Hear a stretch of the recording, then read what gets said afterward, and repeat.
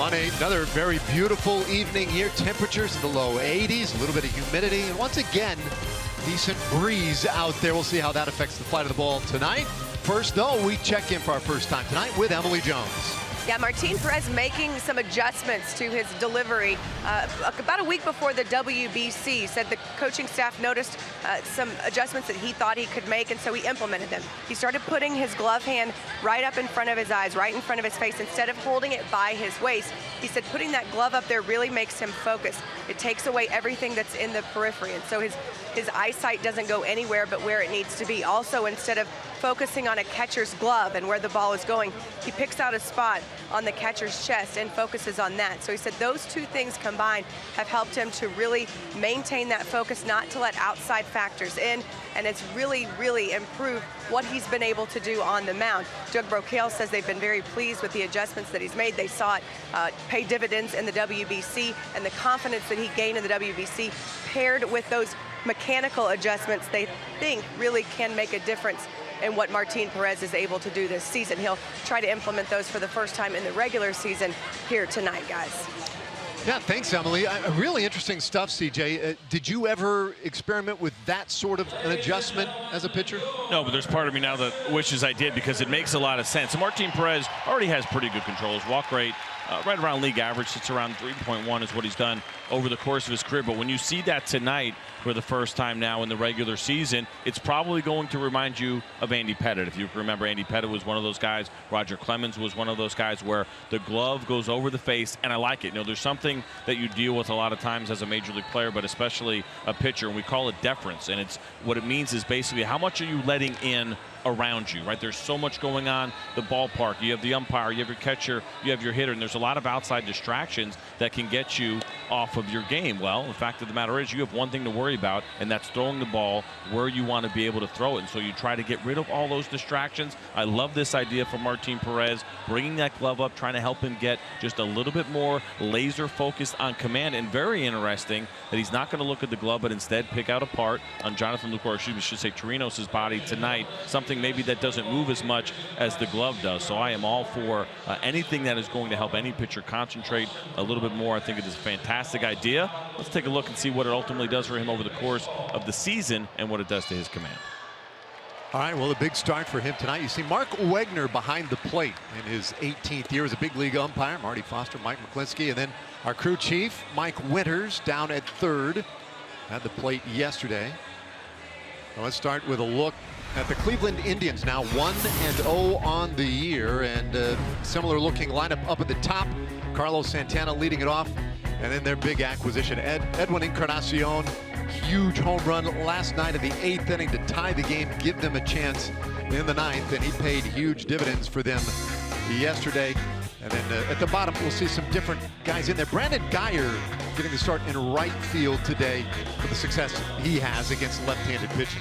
Yeah, and Austin Jackson also sneaking in there as well. So a couple different changes here. Not surprising at all, though, with the left-handed Perez going. So Santana, who had a good night last night, 2 for 4 with a couple of doubles and an RBI. We talked a lot earlier this spring about prototypical leadoff men and how that concept has evolved in recent years. And Santana really came up kind of a middle of the order hitter, but for these Indians, slots very well up at the top. And all because he gets on base, right? That's the key. It's the on-base percentage. The walks for him have been fantastic over the course of his career. They don't care that he can't run. They just want him on base. First pitch from Perez. Misses outside, ball 1. We're underway. So 81 degrees at game time tonight. Maybe just a skosh warmer than it was yesterday. 2-0 the count on Santana. Santana last year had 99 walks, which broke a string of 5 straight years where he had at least 100. Now he fell short by 1. But still a pretty impressive run that he's been on. Martin with a good fastball finds a corner for a strike. 2-1 the count. But he has been 90+ in each of the last 6 years. And again, that is why he is now in that leadoff spot. Strong finish last year for Santana. Hits this one high in the air, deep out to right field, back at the wall and gone. Mazara just ran out of room, and Santana starts this game with a solo home run.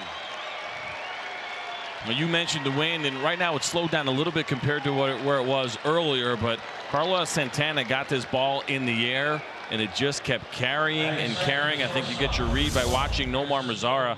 You see Perez trying to go in, ends up missing out up over the plate and really almost away. You see the good stride there, and Santana will tell you he definitely did not get all of that, but he got it enough in the air. But watch Nomar Mazara here, kind of tracking it slowly. It's drifting. And we know it doesn't carry like it used to here in Arlington, but that ball still carries pretty well to right field. So a 1-0 start for the Cleveland Indians. On a strike dumped in there to switch hitting shortstop Francisco Lindor. Cleared the 300 mark last year for the Indians. 0 for 3 last night, but got a run home with a sac fly.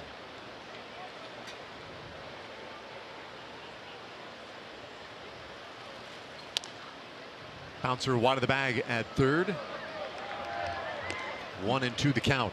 To give you an idea how rare that is, Carlos Santana a year ago, 34 home runs, just 4 of them came against left-handed pitching. The 6th career leadoff home run for Santana. And that's the other thing now with leadoff hitters. We saw it last night on the Rangers side. Carlos Gomez showing power out of that leadoff spot for the Rangers, and Santana doing it tonight for the Indians. And that's a much more common sight in today's game. The big 2-2 from Martin Perez, and it's spoiled foul.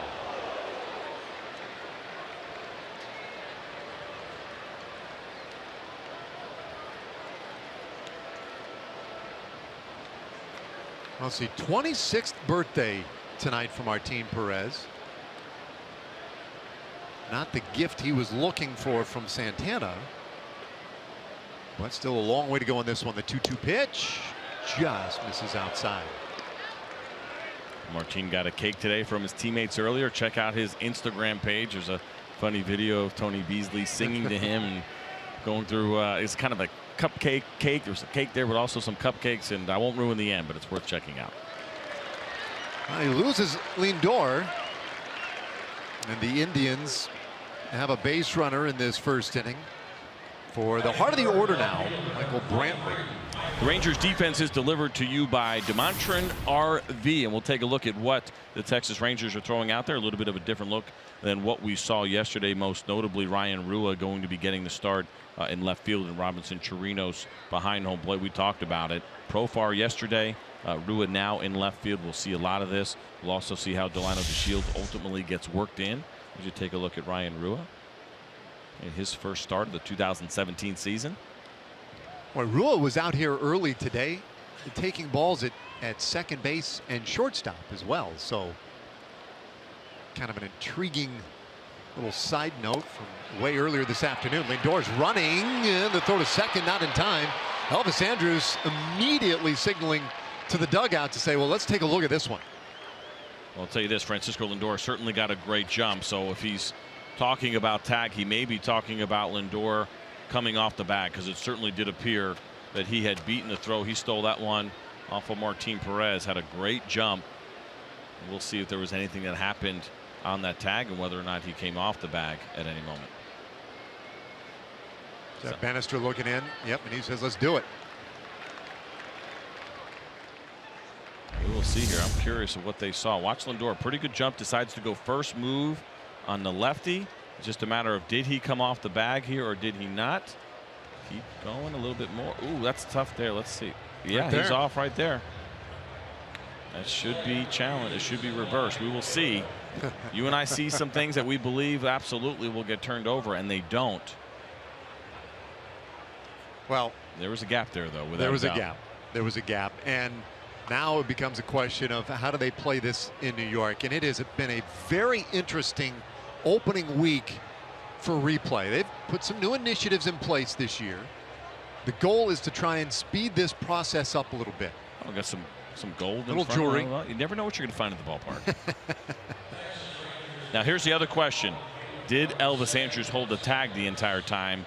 And I'm a little bit concerned that the view that we just saw now looks pretty good right there. But the one we saw before that, they look at that other one. There's an outside chance that they would try to say that that is inconclusive. We'll see. Well, I get the feeling, and we had a call with Major League Baseball last week where they went over some of the new initiatives, especially as it pertains to instant replay.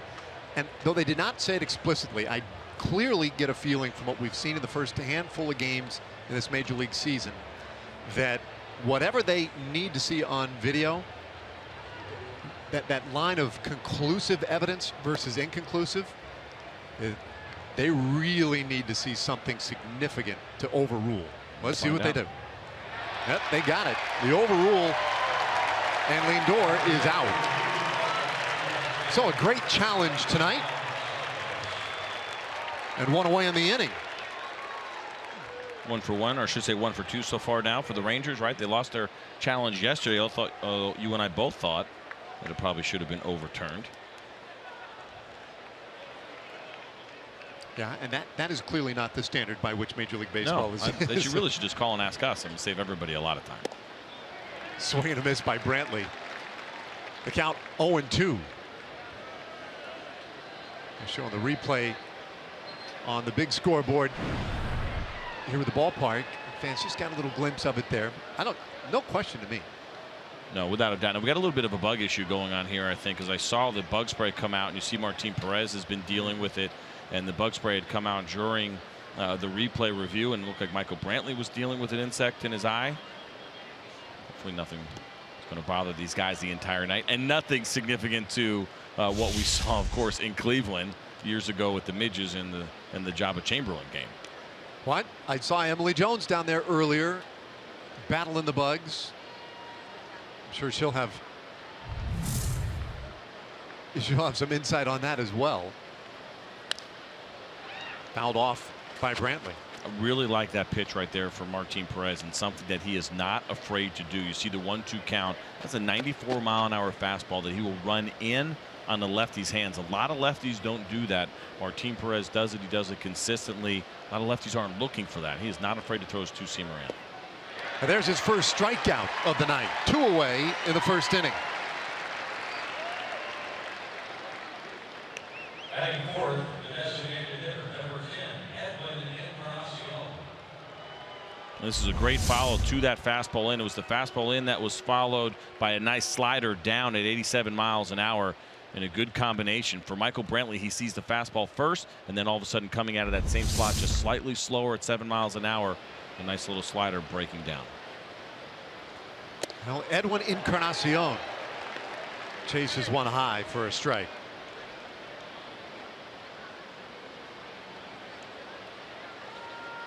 He didn't have the game winner last night, but to me, that was the decisive moment in the game. Edwin Encarnacion, 8th inning yesterday.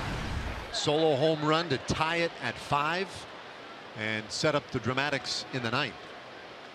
What a big offseason pickup he was for the Indians.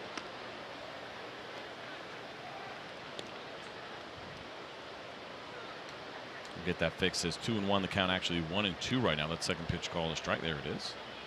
Edwin didn't agree. Apparently, neither did our graphics department. 1-2 pitch, and he'll spoil it to the right side. This was last night, 8th inning, off Matt Bush. And this was followed by a fastball in that moved Edwin Encarnacion off the plate. Matt Bush tried to throw his breaking ball away. It caught way too much plate, and unfortunately for him, Edwin Encarnacion did not miss it. Perez struck out Brantley a moment ago. The 1-2 to Encarnacion. And he'll pop this one up, but it heads foul and up into the seats.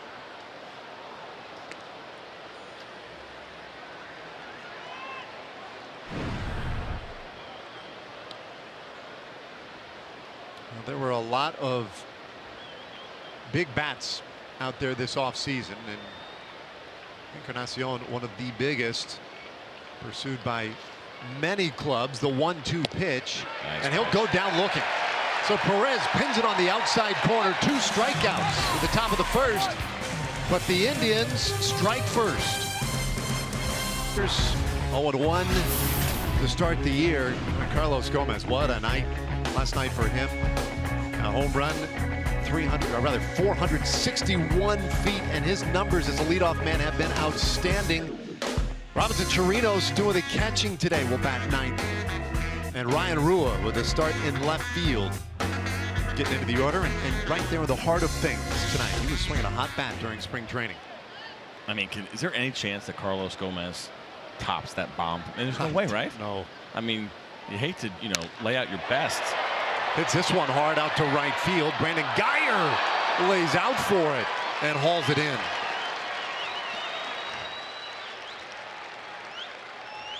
Boy, he hit a ball pretty well right there. He smoked it. This is a great play by Brandon Geyer, who was in there tonight because the left-hander Perez is in there, but gets a pretty good read. You see him trying to time it the best he can. You sometimes get caught in between on whether you want to do the full layout or kind of catch it on the run. I think that's where Brandon Geyer was on that one. That turned into the more catch, tuck, and roll, and a very nice play on a hard hit ball.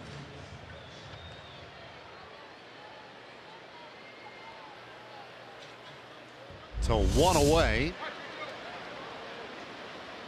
It's interesting watching Carlos Gomez, right? Because we talked about this yesterday. First at bat, 8 pitches. Later in the game, jumping on the first pitch. Well, the first pitch of the game he jumps on tonight, and so he keeps you guessing, which is a good way to go about it, as opposed to some guys that will get in the habit of automatically taking the first pitch of the game. You can't do that to Carlos Gomez. No, I agree, and that, at times, sometimes may look like a guy who has a waffling plan from game to game, and maybe in past years, because he has been criticized at times, maybe that was the misinterpretation, but he clearly has an idea of how he's going about his business. It's just he varies it a little bit from game to game to keep guys honest. 1-2 the count on Shin-Soo Choo. He was 1 for 4 last night, Choo. Shin-Soo Choo can tell you everything you may want to know about that slider. We know he's got a great eye. We know he picks up spin as good as anybody in baseball, and that ball finished in the dirt, and he went hacking at it. Tight slider from Carrasco. Well, it got him swinging. 2 gone in the bottom of the first. Batting third, the right fielder, number 30, Nomar Mazara. We'll take a look at what Carlos Carrasco did last season. You see just the 25 starts, and that's because in September he took a line drive off of his hand, just the second pitch of the game, and he unfortunately only made 2 starts in September, missed the rest of that month and the entire postseason.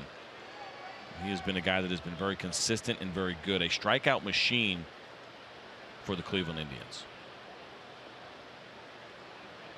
He'll go after Nomar Mazara and pumps in a fastball for strike 1. And to put that in perspective for you guys, the last 2 seasons, 2015, 2016, Carlos Carrasco has had the 3rd best strikeout rate in the American League, right behind Chris Sale and Chris Archer. Well, that's pretty good. He can strike some guys out.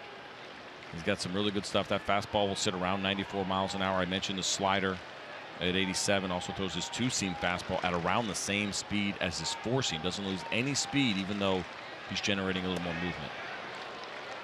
And he gets ahead of Mazara now. A ball and 2 strikes. He also has a really kind of unusually hard changeup. There's not a lot of speed differential between his changeup and his fastball, but you saw one right there. There's a really good movement that he can use well against lefties that goes down and away. Nomar was 2 for 4 yesterday with a double. Fights one off, keeps the count, a ball and 2 strikes. Now we've watched Nomar put together some really good at bats lately. He fights with 2 strikes. He's worked the count a little bit, very patient. And we've noticed for a guy with his big stature, his power, he's willing to cut down a little bit, shoot the ball the other way with 2 strikes. And he'll send this one towards center field, but Austin Jackson is there, and it's a 1-2-3 bottom of the first for Carlos Carrasco. To the second inning we go, 1-0 Cleveland. Kubota Power Stats brought to you by Kubota. And how about Martin Perez? 18 home starts last year. This goes back to 2015. His last 23 home starts, 11-3 with a 2.96 ERA. but very good here at home. And he gets a fly ball off the bat of Jose Ramirez for out number 1. Well, there has been a theory here for a long time. When I was here back in 02-03, I was in the minor leagues for pretty much the entire 2003 season. And at the time, they had thought that this ballpark was better suited for left-handed pitching, and the idea of developing good left-handed pitchers to be starters, especially ones with good changeups, the way that Martin Perez has. They thought at the time that that would be a good fit for the ballpark, and I think it makes sense, right? With right field, even though it's not as bad as it used to be, if you can neutralize left-handed hitters, keep right-handed hitters off balance, keep them from getting the ball in the air, is kind of ideal. So it makes sense that Martin Perez is comfortable here. It's a great ballpark, great mound, but also the ballpark, I think, works into his favor here a little bit as well as a lefty. Well, he falls behind 2-0 on Brandon Guyer. Guyer, a guy in the lineup today. See what you because did of the damage he does against lefties. And there you see it, the .336 average last season, and the time split with the Rays and the Indians. He had an OPS of over 1,000. He was ahead here 3-0. These are the ideal guys to have as your fourth outfielder, right? A guy that crushes left-handers, that's comfortable against left-handers, but also, as we saw, play some pretty good defense in the outfield. They make for great pinch hitters as well. I mean, if they're not starting level, you're not going to put them out there every day. You love to get a guy who can hit lefties well. The automatic strike that time for Guyer. Guyer was a guy that the Indians were able to pick up right at the trade deadline last year for a couple of minor league players. The 3-1 from Martin. Hit out towards center and drops in there. Base hit for Guyer.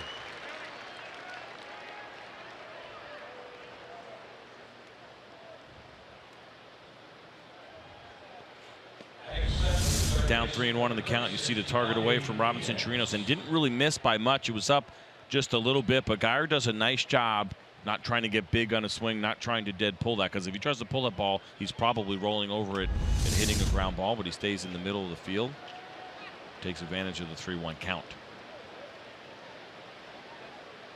So now he's at first with 1 out, and Yonder Diaz takes one off the plate for ball 1.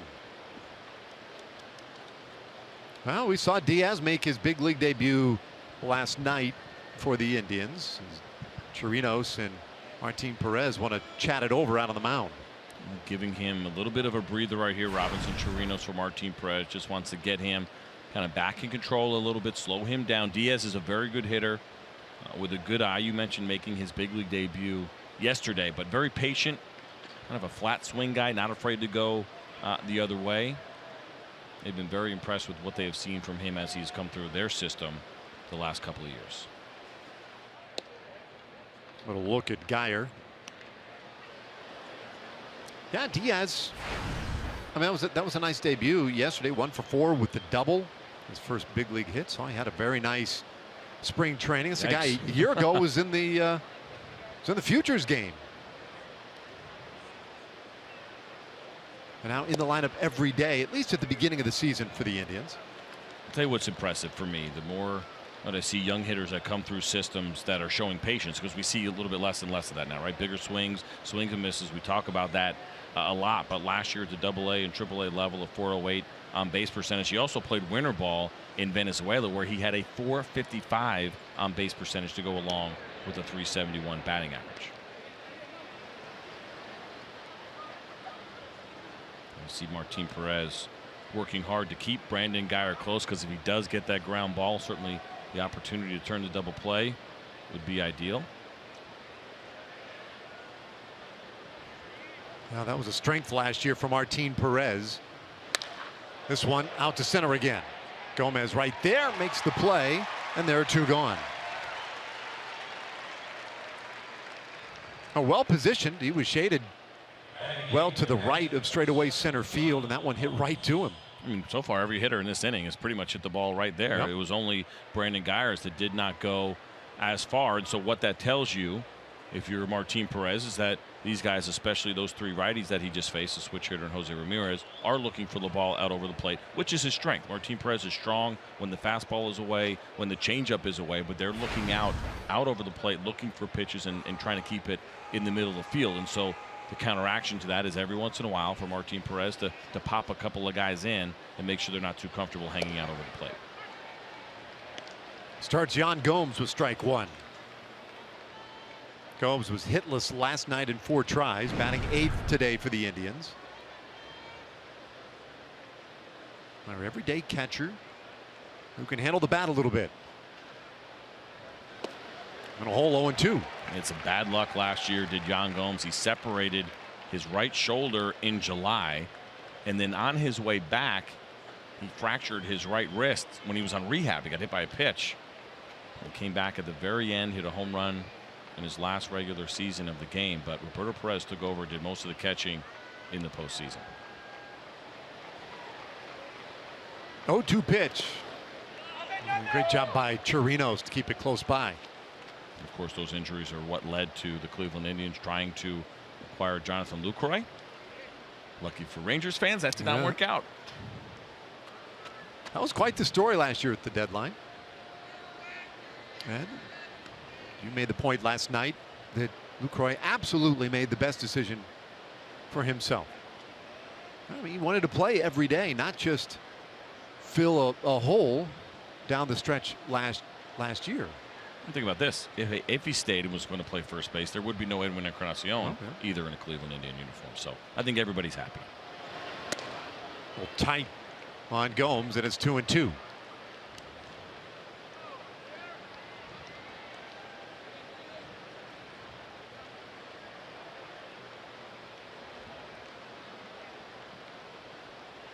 Perez got a couple of strikeouts in the top of the first inning, though not a big strikeout guy. And now it's 2-2 to Gomes. Inside again, and it's a full count.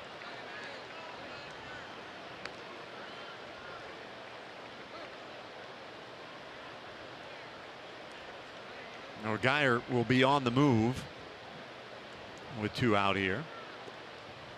So you saw Chirinos hop up. Just make sure everybody's alert and on the same page.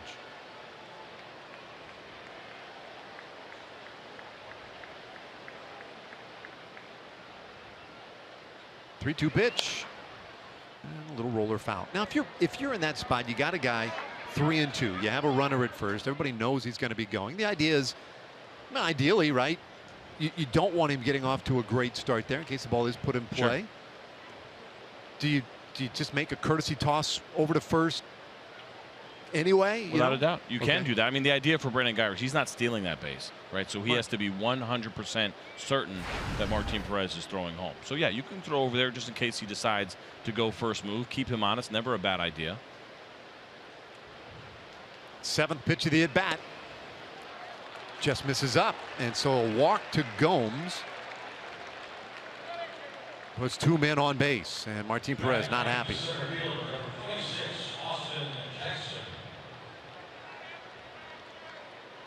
Interesting today, talking to Jeff Bannister before the ball game, and we got into the conversation about the World Baseball Classic and the time Martin spent with King Felix, and he felt like that really helped him develop and whatnot, and enjoyed those 2 weeks with Felix. And asked Benny about that today, and he said, yeah, well, here's the thing. What I'd like him to take from Felix Hernandez is demeanor, composure, right? Make sure you keep yourself together and in check out there when things don't go right for you. You talk inside on Jackson. You talk about a guy who pitches as a true ace. Felix Hernandez has done that through his entire career, and he has been a guy that has taken the ball and gives you 200+ innings. Year in and year out, but he also has the leadership qualities as well. I know Rangers fans have seen it. They prefer that he not do well, of course, when he's pitching against those Rangers, but they have seen it from him, and they have seen him succeed. Anytime you have an opportunity as a pitcher to be around a great, there's just so much that you can learn. And yeah, there's X's and O's stuff and pitch grips and everything else, but it's usually more often than not the other stuff. A lot of guys have great stuff at the big league level. It's not just about your stuff and what you have, right? But it's how you use it. It's your demeanor. How do you do when in this situation right here? Martin Perez struggling to find the strike zone a little bit, but you have 2 outs, and you talk through those situations with guys that have been there and done it a ton of times. You can pick up so much with those conversations. It's of great value anytime you can get around some of the game's best.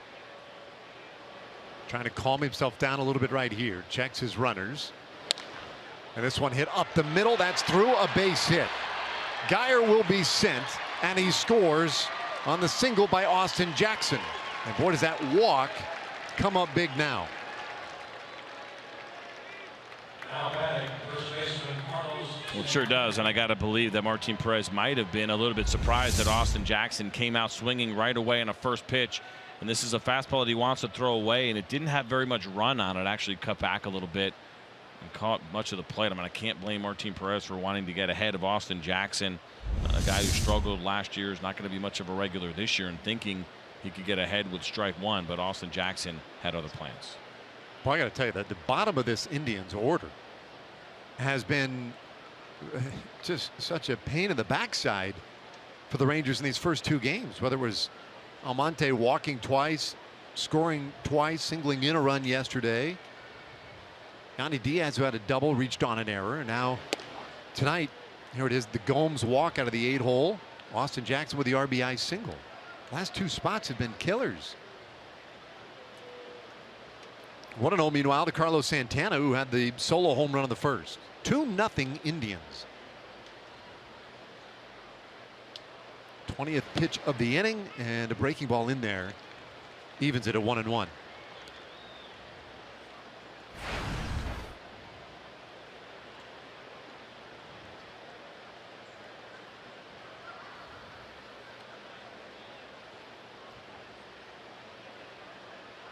Now Martin Perez has got to find a way to put an end to this inning after getting 2 outs.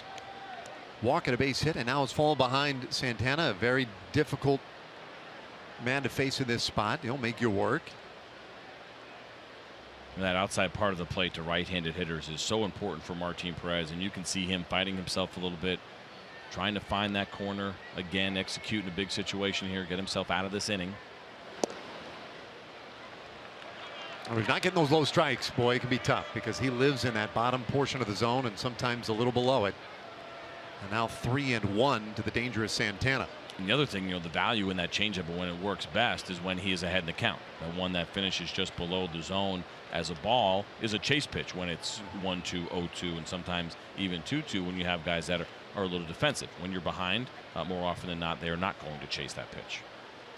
Hitters count, and a bouncer up the middle. Can Andrus get there? He cannot, and that one is through. Gomes heads to the plate. He's in. And it's 3-0 Cleveland in the second inning.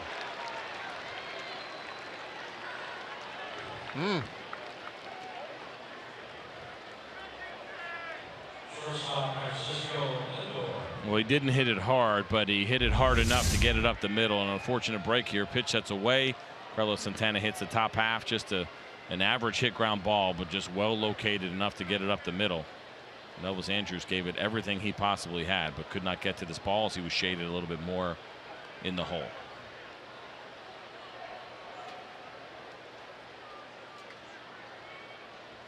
So 2 runs in, a couple of 2-out runs for the Indians. And now Francisco Lindor, who walked in the first.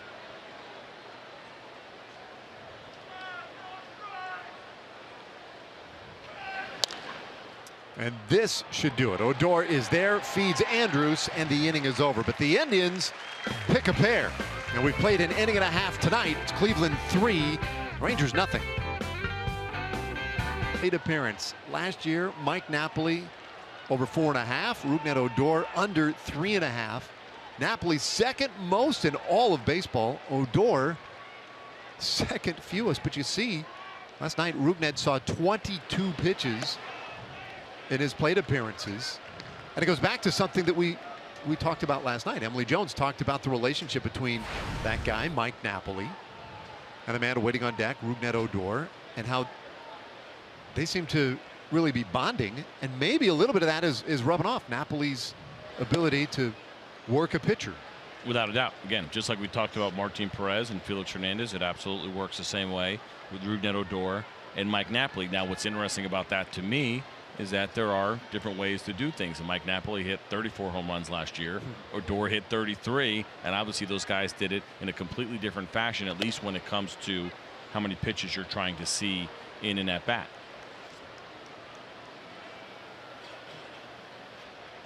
2 balls and a strike on Napoli. Some fresh pine tar on there, probably a little bit every day, like you're going to get. I think what probably Rougned Odor did was get some on those awesome new matte helmets that they wear here in Texas. But then every day he's going to take the rag and he's going to put it on there, and that's why it'll have a little shine to it.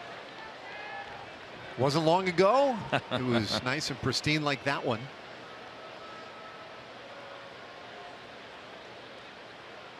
So Napoli waits on a 2-2, and it's a full count.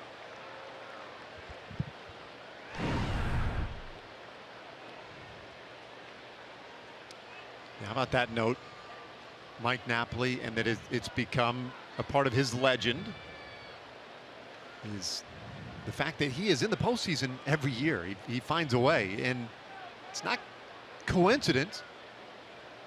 He's a winning player. 8 home runs in the postseason as well, in the 15 different series that he played in over the course of his career. Liner to third, and Diaz takes away a hit. 1 away.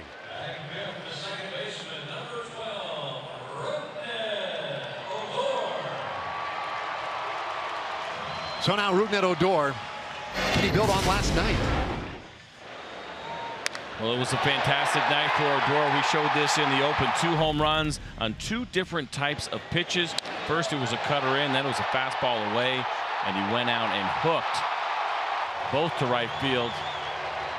Both incredible swings. Odor, a great night. I mean, just locked in the entire night, not just the home runs, but the whole night. Looked really locked in, even against left-handed pitching, and certainly something he would like to continue here early on in the season. Well, he made a couple of the big defensive plays last night too at second base. A fantastic opening night for Rougned Odor. Carlos Carrasco was right after him. It was strike 1.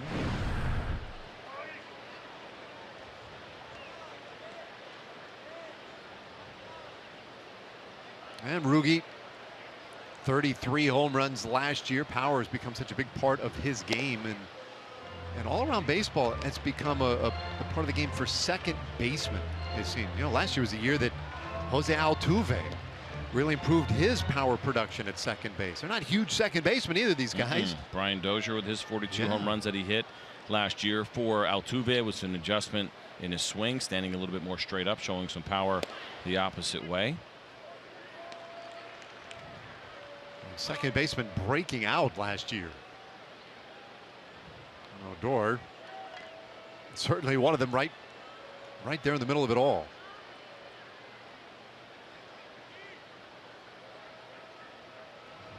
He waits on a 1-2 from Carrasco. Here it comes. And this one hit out to center field. Base hit. First base run of the night for the Rangers. Odor is on with his 3rd hit of the series.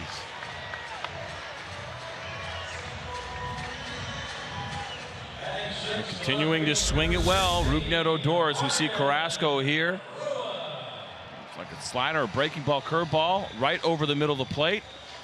And again, just a great approach, not trying to do too much. You see that breaking ball spinning down. It's a good pitch. It's located down even though it's over the plate. He just keeps it in the middle of the field. Great at bat. Earns a little extra pine tar for that helmet.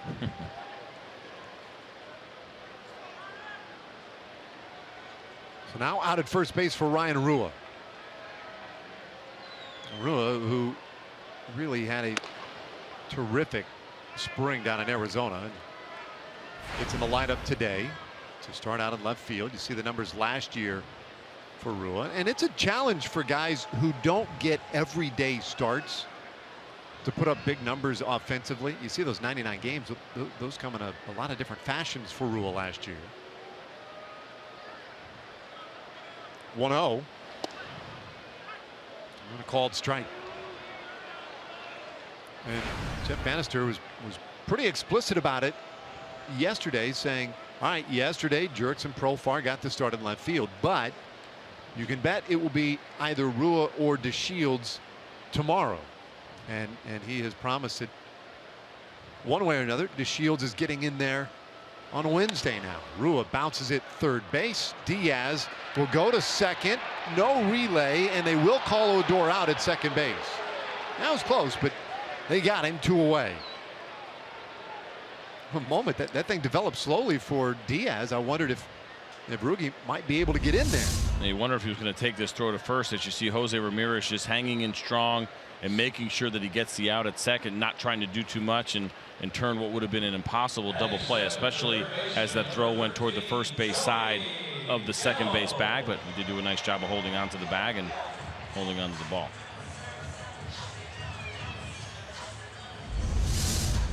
So Ryan Rua rather replaces Odor at first.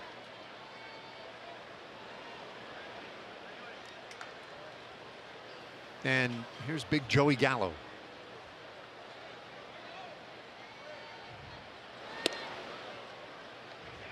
Gallo 0 for 3 last night. With a walk and a couple of strikeouts. Yeah, last season was a tough one for him. You talk about guys getting sporadic at bats. I mean, it was a real tough go last year for Gallo. 1-0, and he'll hit this one a ton. Way out there to right field and carrying into the upper tank. Home run! Joey Gallo with a 2-run bomb. And he gets the Rangers right back in it.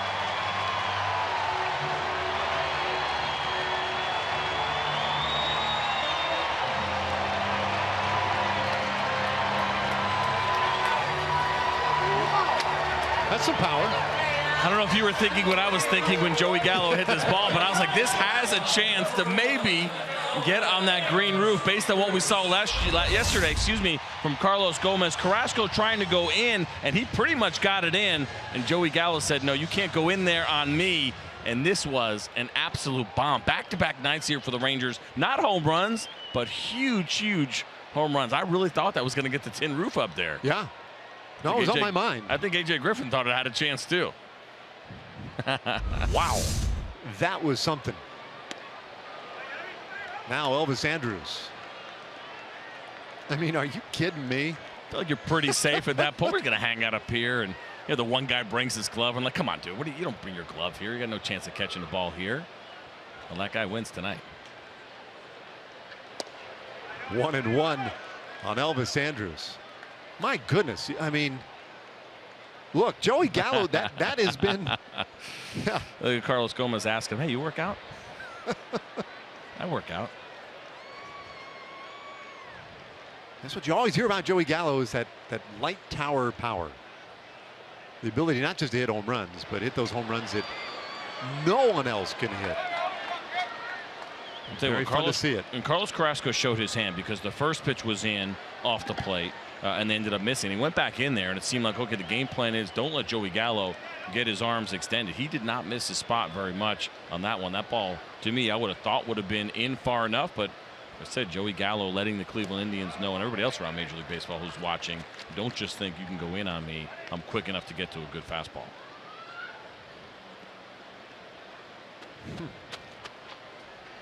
So a 1-run game now.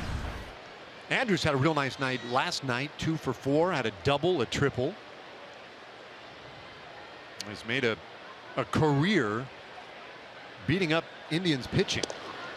Look out, a little tight. Trying to get the distance on that one, and somehow I ended up on the Spanish side of MLB.com. So I'm going to start over again and see if I can get this for us and find out what StatCast will tell us. You want me to guess again tonight? See if I can. You were the Magic Man last night with your 460-foot guess. I'll keep an eye on some of your help over there, though, just in case. I mean, that had to be at least 450, right? There's ball 4. Andrus heads down to first.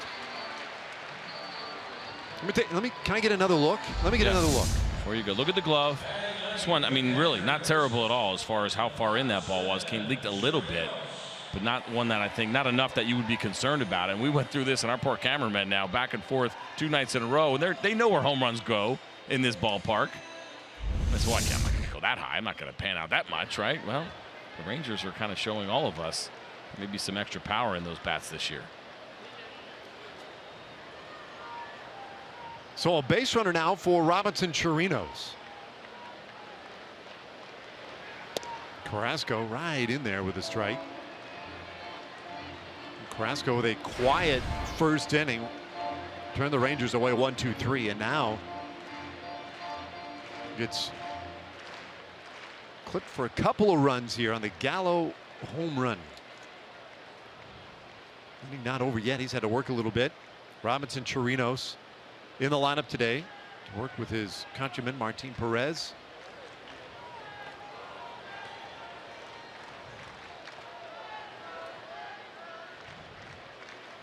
I think he deserves a little bit of a break after that. Now Gallo, maybe he's going down to the film room to take a look at that home run. I can't get off of SpanishMLB.com. I don't know what's going on here. Well, the numbers would still look the same. I know, but I don't want to read the sentence leading up to it. Here's a good point. It's a pretty good point, Dave. Look for a 4 and a 5 something. You're that confident, huh? Well, I don't know. That one was hit so high. Yeah. That I feel like some of the distance might have been sapped out of it. We'll check in with Elvis Andrus.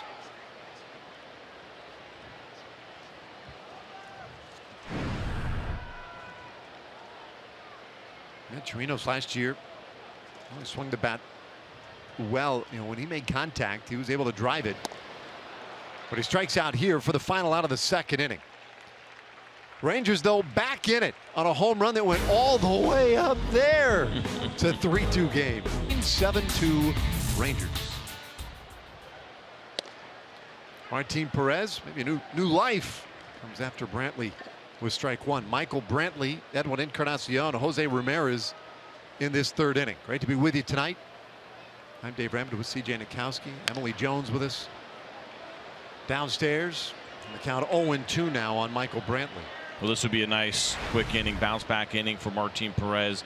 The idea right now, putting up a 0, call it a shutdown inning. Sometimes call it whatever you want, doesn't matter. Your team just got back on the board, getting you a little bit closer and into this game. So for Martin Perez, a shutout inning here, a 0 on the board would be nice.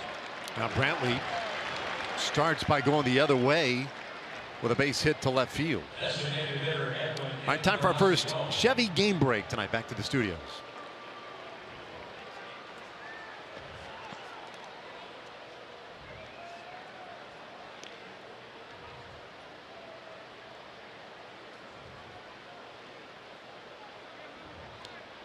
All right, thanks, John. Here, a one-run game. Encarnacion, he struck out looking in the first inning, 0 for 1 tonight. And Perez a little low with ball 1. See the fastball cut there just a little bit down from Martin Perez. That has been the issue. When he throws it away, he wants it to stay out there. That little accidental cut from a lefty to a righty can be very dangerous.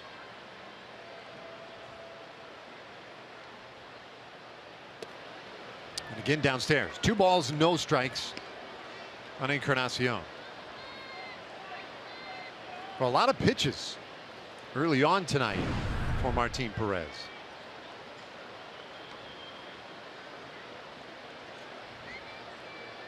One of the more feared right-handed hitters in the American League. Encarnacion, a big 3-year contract this offseason with the Indians, and Perez missing again. It's 3-0. Oh boy. Well, you mentioned with Edwin Encarnacion and what a sought-after guy he was this past offseason. As you see Robinson Chirinos talking to Martin Perez, and you see the numbers and what he has done since 2012. But the Toronto Blue Jays offered him 4 years and $80 million, and he actually ended up turning that down. He got 3 for $60 with a 4th year now option at $25 million. But when he turned down the 80, I think there were a lot of people around baseball that thought he could do at least that or better. They actually got less guaranteed money from the Cleveland Indians with a chance to make a little bit more in a 4th year. Well, he'll accept the 4-pitch walk in this 3rd inning. So he's on, forces Brantley out there to second base.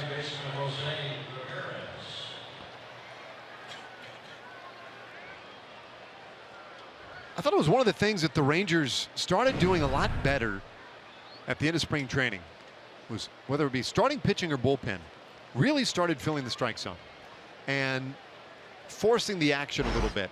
And they started winning a lot more games in spring training. Not that spring training wins matter in the least, but it was certainly a discernible difference from the first couple of weeks. And now here as we start the regular season. Yesterday, that was a problem for Darvish. 5 walks in his 6 1/3. Martin has already walked a batter in all 3 innings he's pitched so far tonight.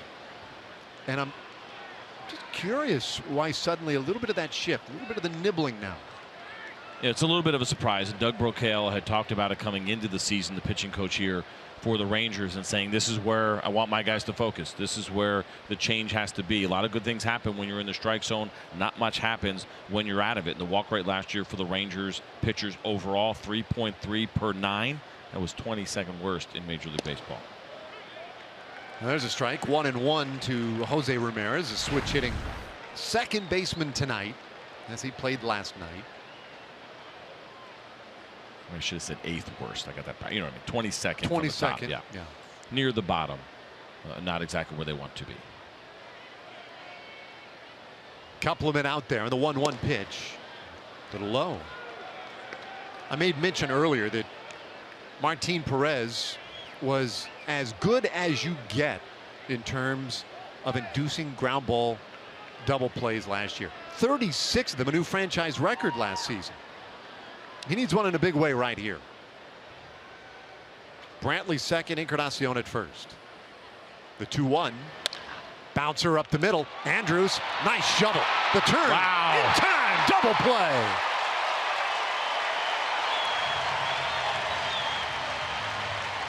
What a turn. We talk about it a bunch. The organization that led Major League Baseball in double plays turn. Well, not every organization and not every pair up the middle is turning this double play the way that Elvis Andrus goes to his left in full extension on a hard hit ball and gets it up right away with a perfect shovel to Rougned Odor, who barehands it and throws a strike over to Mike Napoli.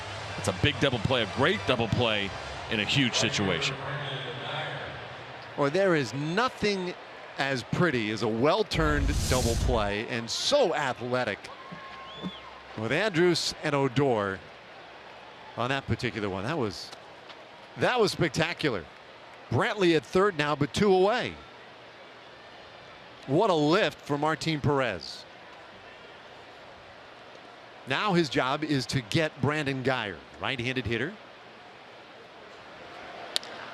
And Guyer lifts it to straightaway center field.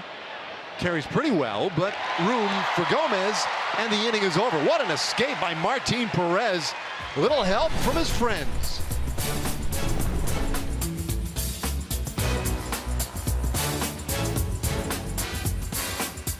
What were you thinking as that ball came toward you? I was like, I better not hit me. Did you ever expect a ball to come up this high? No, I never thought a ball would ever catch a ball coming to a game. Well, you know what? You caught a ball and you get the Progressive Fan of the Game. Thank you. Congratulations. Thank you so much. It's high up here, guys. I'll tell you that. Yeah, it looks like it. My goodness, a little pop-up behind home plate, and so there they are. It's amazing. There they were. I mean, and a lifelong story, right? Oh my goodness. I mean, getting a baseball at a game, period, you're probably telling everybody about it for the rest of your life. But if you were getting a Joey Gallo, I mean, what are they, 20 rows up maybe or so? Joey Gallo home run in a place that home runs just don't go. It's a lifetime story. Did we ever get a measurement on that?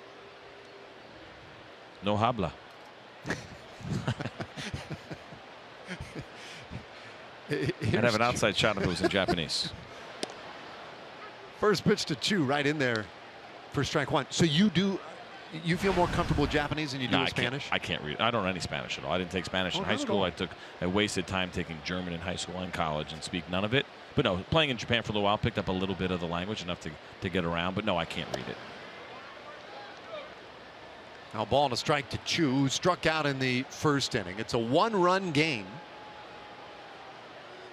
First 3 runs were scored by the Indians.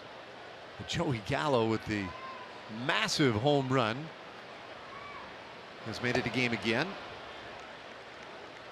Well, there he is.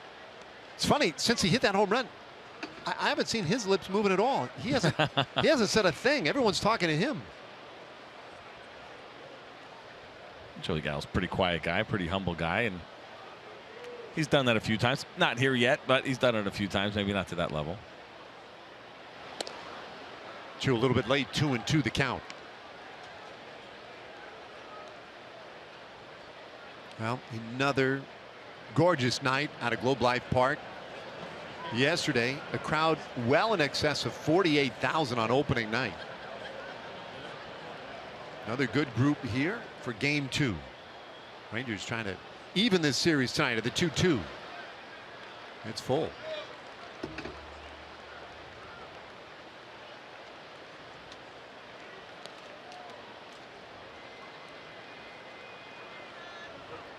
Well, this is a year with Chu. Yeah, we'll measure it by the numbers. Is he getting on base like he has in the past? Is he driving the ball to the gaps like he did in the past? But I think the easiest way this year to measure his season will be how many games he plays. Shoots this one by third and into left field, base hit. Well, that's why you love him. I mean, a great lengthy at bat results in a base hit. And that's Chu understanding the shift and a guy who can use all fields really well. I'm surprised that the Indians gave him this much room on the outside. And what's even more surprising is that you're throwing a two-seam fastball away, right? If you're going to give him that much room on the left side and throw him a fastball away, this is not a Ted Pull left-handed hitter, but you see the shortstop in the middle. He has so much room to work with on the left side of the infield. And it's almost like when you do that, in my opinion, we see this a lot in baseball, you're pitching against how you're defending, right? Fastball away, but yet you're defending to pull. A good hitter takes a fastball the other way, and that's exactly what Chu did. Now Mazzara, he was trying to join Gallo in that upper deck with that swing. They saw that graphic just a moment ago underneath Chu as he stood out there at first base, and that was a point I was referencing last year. 4 trips to the disabled list, and that limited him to 48 games on the field. And I don't know what it is, but even that number 48 surprises me that it was that many, because I just felt like his void was such a big part of last season. It's been great to have him back and healthy in spring and here at the start of the year. And now Mazzara rips that one into right field, base hit. Chu got a good start. He'll be into third easily. Mazzara goes for 2, and he's gunned down. Not a great read. I think he saw Geyer bobble it in the corner and thought, well, maybe he could get second base. Instead, gunned down for the second out of the inning. I was curious whether or not Nomar Mazzara was actually going to try to stretch this into a double. He smacked this ball really well, hits it hard down the right field line. Watch it come around first. Like, might have been a little bit of hesitation as he tried to make sure he hit the bag right, and this was not even close. We saw Brandon Geyer make the nice play in right field before. I mean, look, and he even bobbled that ball. So I don't know if Nomar decided that once he saw the bobble he was going to go, or if he just made the decision he was going for 2 no matter what. But credit Brandon Geyer with a nice throw. Listen to the fans serenading Mike Napoli. Watch Nomar here. You see him looking up, and I don't know if he saw the stumble, see the little half step there as he makes sure he tries to find the bag. I think he might have been thinking double right off the bat. I'm not exactly sure. Sure, let us know after the game and whether or not he decided to go once he saw Brandon Geyer bobble that baseball.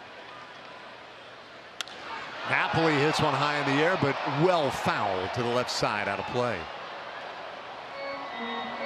Not a big fan of the quoting launch angle. It's one of these new numbers that's out there now. I get why people want to talk about it, but I don't get excited about it. I don't use it when we broadcast and talk games very often. But Mike Napoli, with that being said, hits the highest balls, I think, in baseball. I'm sure I could officially find that out, but he hits some of the highest baseballs in the game. Foul balls, home runs, they are always up there high. I don't know. Just saw Joey Gallo hit one pretty good point. He needs a few more years, though, to catch up to Mike Napoli. Yeah. Little tight in the count. 2-1 now to Napoli, who lined out in the second, 0 for 1 tonight.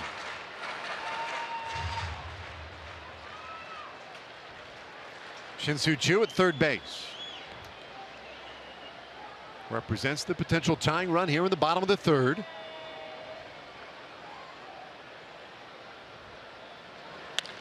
And Napoli bounces it wide of the bag. 2-2.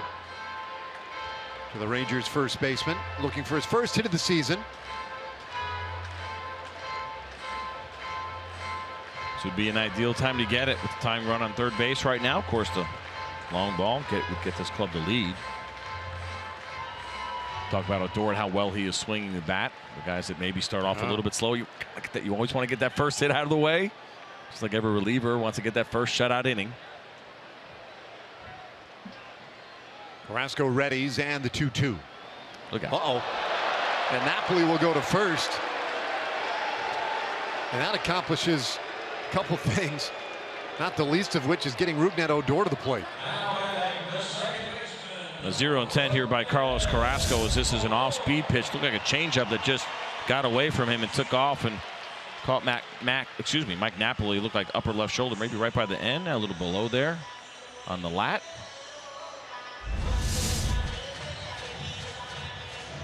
You got the right man in the right spot. So on the corners for Odor. Rugi's new buddy down there at first base. And Rougned with that single back of the second inning, extending a pretty nice run. He's 3 for 5 here in the opening moments of the regular season. 2 big home runs yesterday and a chance to tie it with a base hit here.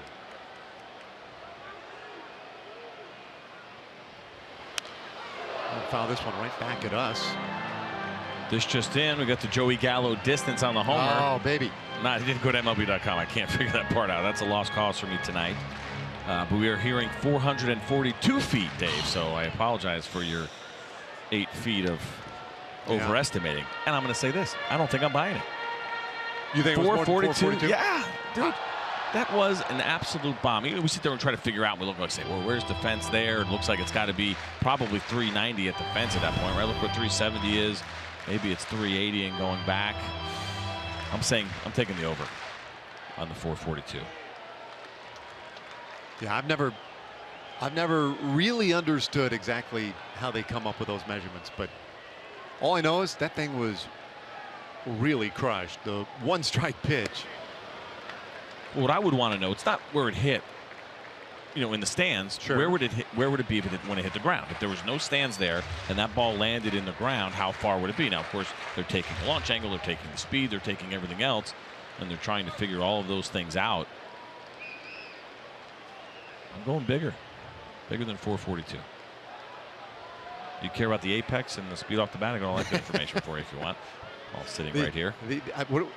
What was the apex? 149. I know Thank you're driving you crazy. Thank you. Yeah, that's good to know.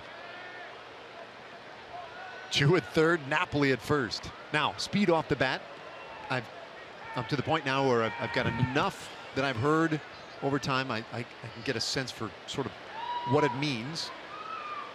1-1 off the plate. The first time somebody said, man, that thing was hit like 108 miles an hour off the bat. You're like, is that a lot? well, I don't know. Am I supposed to be impressed by that? Is that good or bad? I've heard enough now. Yeah. I get it. So what did you have there? 112. I told you I won't use the decimals, yep. So okay. I'll round it up to 113. That'll give you a hint on what the decimal was. 113 miles an hour. 2-1 inside. And now a real favorable count for Odor. Now we will see here. We talked about earlier with Rougned Odor and the swing that he took and not trying to do too much. RBI situations, smart hitters, same thing here. Carlos Carrasco certainly doesn't want to walk him, so he's going to try to come in the strike zone. It's a matter of, does Rugi get big and take the big swing, or is he taking a hard line drive in the gap? Carrasco's 3-1. That's a full count. I'll give you an idea of the confidence that Carlos Carrasco has in his breaking ball. Just mentioned it. Does not want to load the bases. Knows Rougned Odor is a good hitter, and he threw a pretty good slider that was down at the bottom of the zone.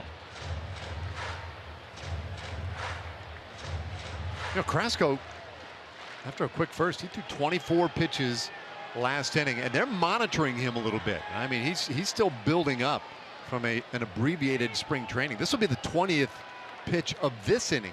You bring up a great point. His last outing in spring training, he only threw 4 innings, and so they're thinking tonight, hopefully 5 and maybe somewhere around 85 pitches. So a great job here by the Rangers, regardless of how this inning finishes out, as far as getting his pitch count up and trying to get him out of the game early. Napoli with a walking lead goes from first, and a swing and a miss. Odor down on strikes, and it ends the Rangers' threat in the third. Still a one-run game as we go to the fourth inning tonight.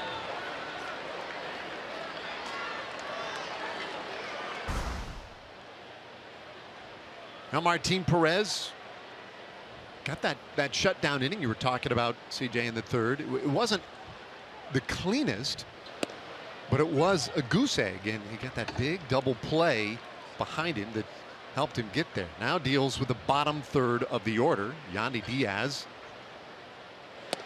and gets ahead of him, 0-2. What you're kind of hoping, and we've seen this a lot, we saw it yesterday from Corey Kluber, right, where a starter struggles a little bit trying to find his way, and then all of a sudden catches a groove. And so after two guys got on to start off that third inning, it was the double play, it was the line out to center. Maybe, just maybe, Martin Perez is kind of ready to hit one of those grooves and knock out a couple of shutout, very smooth innings. So ball and 2 strikes now on Diaz, who flied out in the second inning. And the pitch from the left-hander. Got him looking. Got the low strike. That call from Mark Wegner. Third strikeout of the night for Martin Perez. And here's the execution that Martin Perez has been trying to find lately. This ball down and in, and paints, and Robinson Chirinos does a very nice job. Watch him kind of catch this and come up just a little bit. Very subtle, very quiet. Give the home plate umpire a really good look at that pitch. So nice job by both pitcher and catcher on that one. One away now, and here's Yan Gomes. Chirinos, who has been a real staple for this Rangers team. He's done such a nice job. I was really impressed the other day when he got that, signed that extension, gets him through the 18th season. A clear sign of the value the Rangers see in Robinson Chirinos. Great catcher, and for those who get a chance to know some of the players off the field, really one of the just terrific human beings you run across in this game. What a great guy. We got to do a little Q&A with him for a spring training event where we had brought him and Rugi and Martin Perez up on the stage, the guys that were going to go represent Team Venezuela, and could not have been nicer and more willing to share with the fans and the corporate sponsors and season ticket holders that were at this event. You're right. I mean, I've only been here a little while, but you can pick up on that right away with Robinson Chirinos. 0-2 for Martin Perez, and a little comebacker slowed down by Perez. Odor follows it up, and he's able to get the play. Got it to first in time to retire Gomes. 2 away. Odor made that look a lot easier than it was. First, it was Martin Perez who would tell you know what, I probably should have caught this ball, but left-handed pitcher sometimes we get a little bit turned around. But I was worried that that ball was going to hit the bag, and it looked like it might have nicked it a little bit. And Odor has to be thinking that as well, as he's approaching that ball and worrying about, is this going to hit the base and take a funny bounce? It went just over the bag. Incredible concentration by Odor.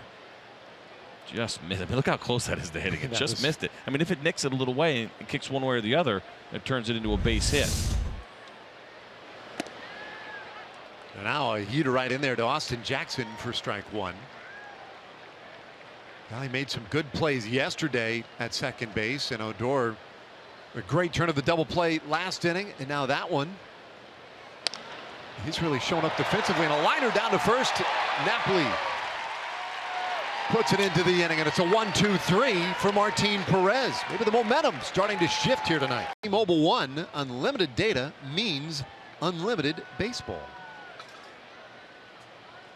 Which begs the question, why didn't they just call it unlimited baseball? Why did they put the code? Why did they call it unlimited one if it really means unlimited baseball? It's an excellent question, right, Dave Raymond. Yeah. One I don't have an answer to. I don't know what to tell you on that one, buddy. I'm not a marketing guy. Me neither. And real quick, I mentioned Carlos Carrasco and the pitch count, and that was not official from the Indians as far as him going 85 innings. It was kind of a general guess from some people that I had talked to. The one thing I failed to mention was that he had some right elbow inflammation. That's what slowed down his spring training, and that was why he only threw 4 innings in his last spring training start. And of course, the injury last year, getting hit on the hand. I'm sure they're going to be very careful with Carlos Carrasco. They missed him last off postseason. Even though they went all the way to Game 7 of the World Series, they certainly could have used him.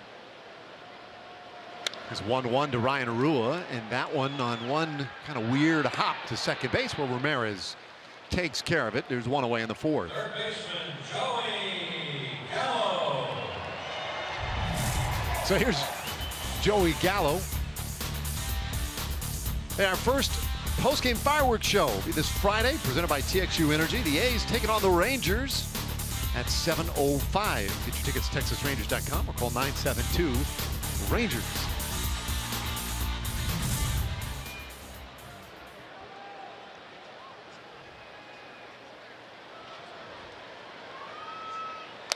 Gallo hammers one again. This one just foul. I don't know. Yeah, look at Joey Gallo, and he's sitting there saying, hands up. He believed that ball was fair. It certainly did look like it from here in the booth. We had a pretty decent angle on it. That ball was called foul. Now, you cannot challenge a foul ball in front of the base, but you can challenge one beyond it. Let's take a look here as this ball comes down. Ooh, just foul. Yeah, good call. Foul. These guys are good. These guys are really good. They get it right. Look at Joey Gallo, because he's thinking double right out of the shoe. Right, he had the great first at bat and the home run. He's thinking off the bat, I just hit a double. Jackie Ortiz gonna have to deliver the bad news.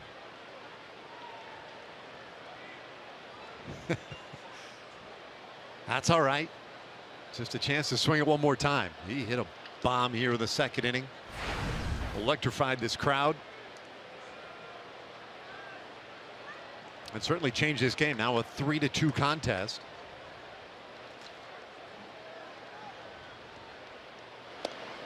And I wonder, after that foul ball, if it makes Carrasco even that much more tentative to want to throw it over the plate. Not necessarily. I think he's just, you learn from the location of the pitch. He knows he has to go after Joey Gallo. He knows what kind of hitter he is and how swing and miss can be a little bit of an issue sometimes with him. So he'll continue to go after him.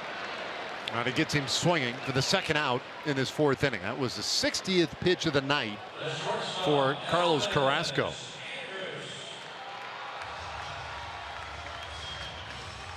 Oh, 2 gone and the base is empty. Here comes Elvis Andrus, who walked in the second. Elvis batting 8th again tonight. Mentioned earlier how he has feasted off the Cleveland Indians in his career. He has hit safely in 54 of 58 career games against the Indians. In fact, he is tonight's TXU Energy Power Player to watch. A .368 average. Yeah, that's best among all major league players.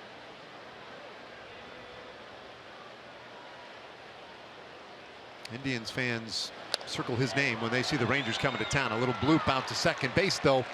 And the Rangers go quietly in their half of the fourth inning. We go to the fifth in a 1-run game. And we have a 1-run game. Top of the order for the Indians in this fifth inning against Martin Perez.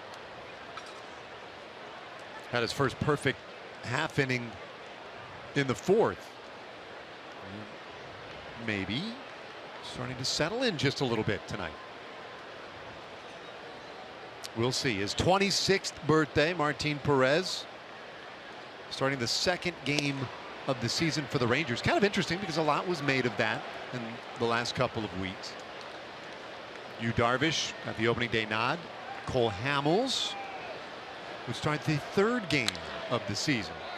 And Carlos Santana is a high fly ball out to right field, and it's captured by Nomar Mazar. But the point I was going to make is, it's the third time in the last 4 years that Martin Perez has started the second game of the season. I mean, this is a spot he's accustomed to. Well, this year it was all about the way the schedule was happening. There was that day off that last Thursday in spring training, and so if you wanted to count through the start of this year, that means somebody was going to have to throw a simulated game and get ready for the season. And as we see Cole Hamels there, the reason he is starting game 3 is because the Rangers thought it best to keep him on his regular work schedule, what he's doing in between starts. And so what Martin Perez did was throw 6 innings of a simulated game 4 days ago to get him ready for this start, as opposed to Cole Hamels, who threw in an actual spring training game to stay sharp. Now, the only concern I would have for Martin Perez in that situation means that he hadn't pitched in a real game in 11 days. Right, so you worry about that a little bit because those simulated games are good for getting your work in,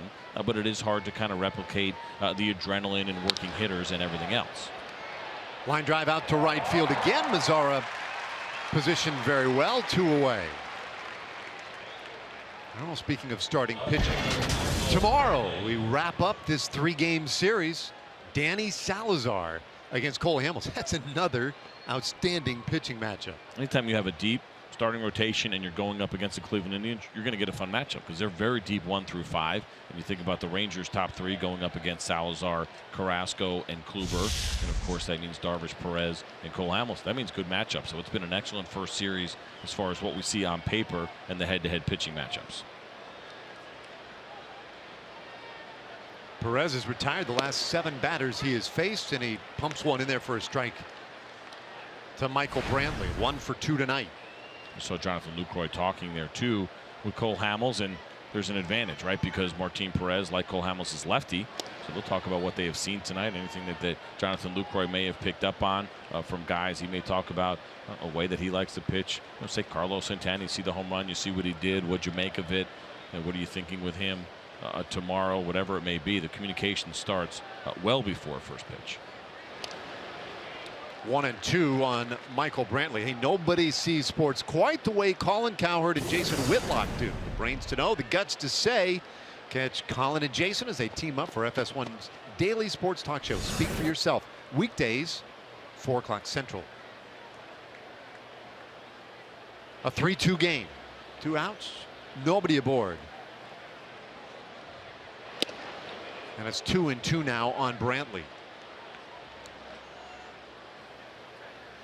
Now, Martin Perez last year, the only starter in the Rangers rotation who did not miss a start. He stayed in the rotation all year long. Came 4 outs shy of 200 innings for the year. And he strikes out Michael Brantley. His 4th strikeout of the night. A 10-pitch, 5th inning. And he's settling in. With that 442-foot homer in the 2nd inning, nearly, I mean, really nearly got that big green tin roof. Do you remember the apex? Apex was 149 nice feet, as I recall. Nailed it. I mean, he got that thing up there. That was a bomb. It was fun to watch. I was hoping it was going to hit the top of the roof. I thought I had to change. You know, sometimes you sit up here, you get a little thrown off on how far a baseball is actually going, but I was keeping my fingers crossed that we were going to hear that ding. That would be at the top spectacular. Of the roof. Yeah, I think it's going to happen before his career is over. He certainly has a chance. Well, Robinson Chirinos will open the 5th inning. He takes strike 1, struck out in the 2nd.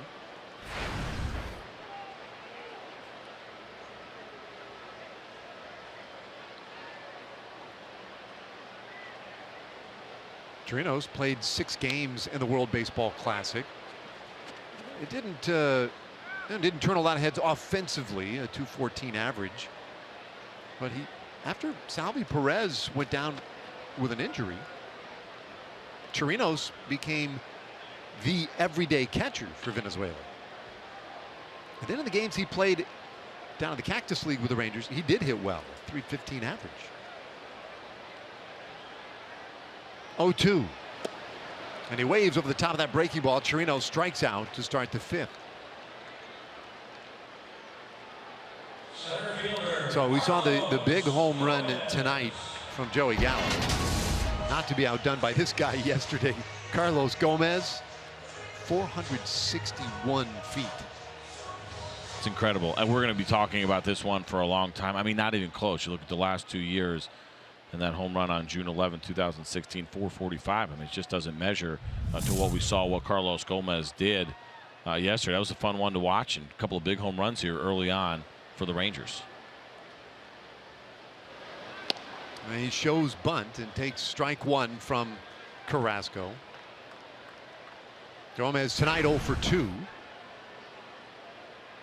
2 guys now that have kind of done the fake, bunt. We saw Elvis Andrus do it and Carlos Gomez. And I wonder if the Rangers will test Diaz down there at third base. The word on him, as I mentioned last night, was, the throwing and the accuracy of the throwing. That's the one area where they feel like they really need to work with him. Defensively, he's handled himself pretty well with the glove, they feel like, from the work that they've done with him. But still some work to be done on the accuracy with his arm. 0-2. A little tapper, but foul. So this was last night. We were talking. Just listen. Just listen. Just listen. No. You got that on the end a little bit, you think? Crawford off the end of the bat. Look up. It's higher. It's higher. Nope. Incredible to watch. Like I said yesterday, incredible to listen to too.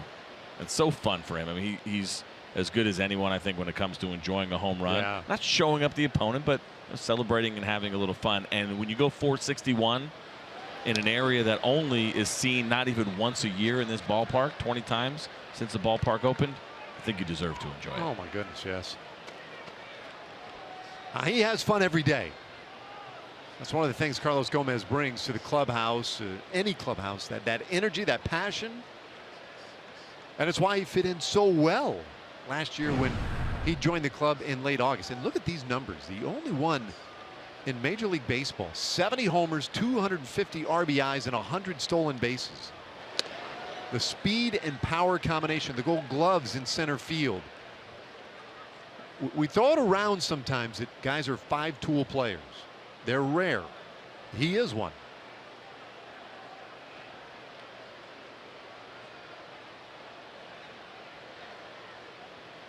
And a hole here, 1 and 2. Here it comes. And Carrasco picks up another strikeout. We check in with Emily Jones. Well, guys, tonight's State Farm winning combination involves the guy coming out to bat right now, Shin-Soo Choo, and the way he's taking on this designated hitter role. It's about preparation and preoccupation. He prepares every day, he told me, like he's going to play right field. He preoccupies himself between each at-bat by going to a different place, whether it's the weight room or the batting cage or the film room, just preoccupying himself in between at-bats, trying to stay fresh, trying to stay warm. So preparation and preoccupation for Shin-Soo Choo is tonight's State Farm winning combination, guys. All right, thanks, Emily. And Emily, you sound so much better today. Are you feeling a little better? The steroid shot and the Z-Pack are finally kicking in.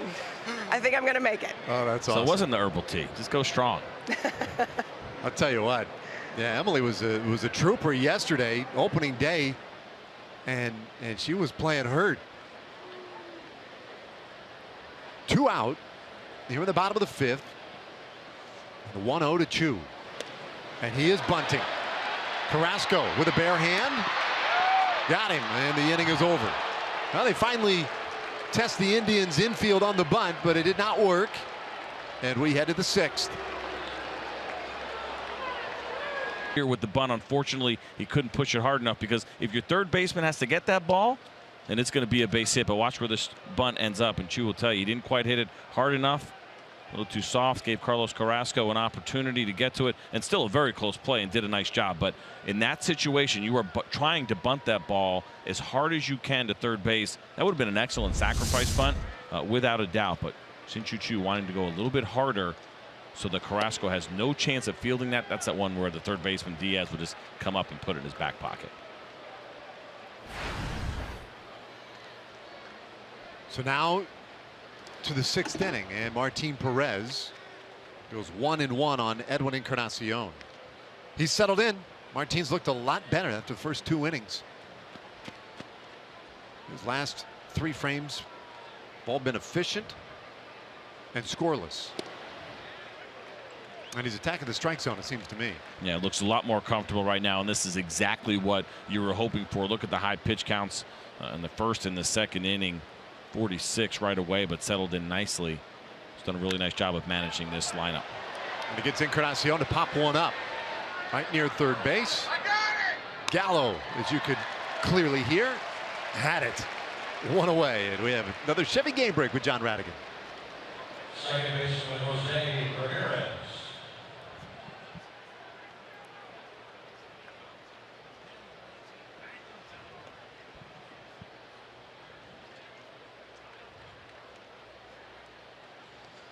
Yeah, thanks, John. Yesterday, the Astros took the opener of that series.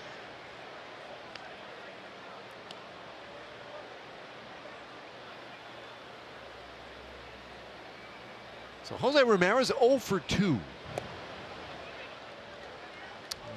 he takes that down low, 2-0. Jose Ramirez had a really nice year last year for the Cleveland Indians. Had to fill in a pretty big role. And slid over to third base, did a very nice job for this ball club, and they rewarded him for it with a contract just before the season started. ends up getting himself a 5-year deal for $26 million. And last year was the first year that he had more than 600 plate appearances. And so sometimes when a guy goes through his first year, you wonder, is that who he's going to be? But the Cleveland Indians believe that that's absolutely the case with Ramirez, and they rewarded him for the great job that he did a year ago. See those numbers right there. Did a really nice job. Hit .310 in the World Series as well. Played third base and left field. Not very strong in left field. They know the infield is a better position for him, and actually originally was a shortstop. Playing some second base right now with Jason Kipnis out. Well, he takes the walk, and that puts an end to a stretch of 9 consecutive retired by Martin Perez. I mentioned earlier, Perez walked a batter on each of the first 3 innings, and that was part of the frustration early on, and it accounted for a bigger pitch count. 46 pitches in the first 2 innings. But he has since gotten that under control. The play that really changed things, that double play in the 3rd inning. He's got his hands full right now as well. You see Brandon Guyer 1 for 2, but the out was that hard line out to center field, and so he's swinging the bat very well, seeing the ball very well against Martin Perez. And Martin started to fall behind. 1-0 now on Guyer. He got in a hole with Ramirez and walked him. And in that stretch just a moment ago where he had turned back 9 straight, he was getting ahead of everybody. It's really, boy, it always sounds so simple. It must just be terribly annoying as a pitcher, or former pitcher in your case, to hear people, I mean, just get ahead. Oh, let me tell you something, Dave. It sounds so easy. 19 years of hearing that, buddy. Like, I'm trying. It's not for lack of effort. We're trying over here. We're doing the best we can. Jeremy Jeffers loosened it up. And I will say this too. Martin Perez had a really nice year last year, right? You talked about all the starts he made, just falling short of 200 innings. It's his 26th birthday today. And there was a ton of time for him. And listen, he's already there as a good pitcher, but to really even continue to grow for whatever the reason, there has just kind of been this consistency of left-handed pitchers for the most part, developing a little bit later, a little bit slower than most. Some people say that's because we're smarter than most people. I don't know if that part's true, but there has been a history of it taking a little bit longer for some lefties. I was telling you this before the game, and talking about how you look at Martin Perez's walk rate and strikeout rate over the course of the year. Doesn't strike out a lot of guys. Walk rate's about average. They're exactly in line with Tom Glavine, the Hall of Famer. Tom Glavine didn't strike out a lot of guys. They have very similar stuff. Martin actually throws a little bit harder than Tom Glavine, and the control has been about exactly the same over the course of his short career. There's no reason to believe with the stuff that Martin Perez has, they couldn't follow a somewhat similar path. It happened a little bit later for Tom Glavine, and I know some people thinking you're talking about a Hall of Famer. That's a big comparison. It is, but I think he absolutely has it in him and could go on a really nice 10 to 12 year run if he stays healthy. I think that's a really interesting observation. I would not have guessed that those numbers would be that similar. It would have never crossed my mind, in fact. I think a lot of people, you think about Tom Glavine, of course, Hall of Famer, 300 wins, but he was never a big strikeout guy. That's not what he did, and he never gave in. Never had the great walk rate like Greg Maddux had or John Smoltz had when those guys were all together. He picked and picked and picked at the corners, and he'd go off the plate, pop you in once in a while, and I think it's a very similar style to what you see with Martin Perez. We'll check in on Ramirez again. Dario Alvarez has also gotten up in that bullpen for the Rangers. So a lefty and a righty going just in case. Now, as interesting, as great a point as that was about Glavine, the comparison with Martin Perez. 2-1. Bouncer, left side of the infield, and that one gets through. Rounding second and heading to third, Ramirez, and they're going to throw him out. How about that? I'm not sure where Ramirez thought he was going. I think he was trying to catch Ryan Rua off guard potentially, but Ramirez extremely aggressive, and he's having a conversation right now with his third base coach, because I think he has the same question you have and wondering where Jose Ramirez thought he was going in that situation. First of all, I think Joey Gallo will tell you, I think he thought he had a shot and he probably should have caught this ball. You see him react and a little frustrated, but a great job by Elvis Andrus to not give up on that play and continue to cover third base. Now, Jose Ramirez may have gotten in there, but he absolutely came off the bag afterwards. Let's take a look here and see. He may have gotten that left hand in, but look at Elvis Andrus holding the tag now more than ever because of instant replay. Middle infielders are getting it. That was really close to whether or not he was safe or out. You see Elvis with his bare hand kind of putting it on Jose Ramirez's right hand, but great job all the way around also by Elvis, not only holding the tag but getting there and continuing and following the play. Scored an E5 on Gallo, and then a 7-6 put out over at third base. Really E5? nice job by. He didn't touch it. Oh, I don't know if he touched it or not. It looked very close to me, but I agree with that. I'm not a big official scoring debater, but that's the pitcher in me, buddy. It's natural. This is what we do. Debate every call the official scorer made. But well, all right, then as a pitcher, let's take a peek here. Joey Gallo going to his left. It's full extension. I mean, he just missed it. That's all. I mean, more often than not with errors, you have to touch it. Listen, fly ball, get lost in the sun, it counts as a hit. The guy doesn't touch the ball. Rarely is he actually given an error for it. And I'll tell you right now, Brandon Guyer will be complaining about it.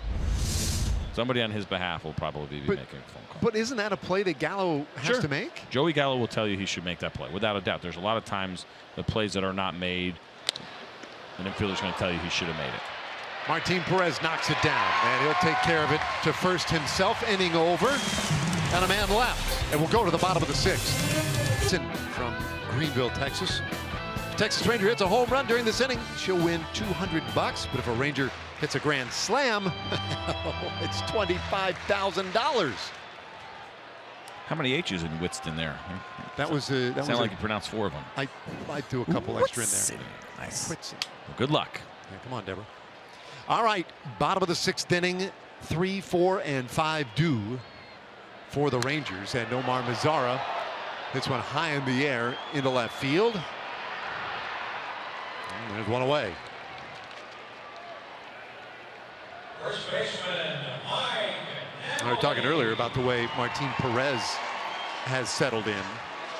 Well, all of a sudden, Carlos Carrasco has done the same thing. In fact, he has set down 8 in a row now, including 4 on strikes. So he has found his groove as Mike Napoli steps in for the 3rd time tonight. I mentioned those 5 innings in 85 pitches might have been the goal. Well, here he is in the 6th inning with just 74. Boone Logan is now up in the Cleveland Indians bullpen. Looks like a righty has gotten up as well. So most likely the last inning here for Carlos Carrasco. Mike Napoli fouls the first pitch back out of play. That was a high pop foul. So it's all about the launch angle, buddy. I told you. I'm not even looking up any data to back it up.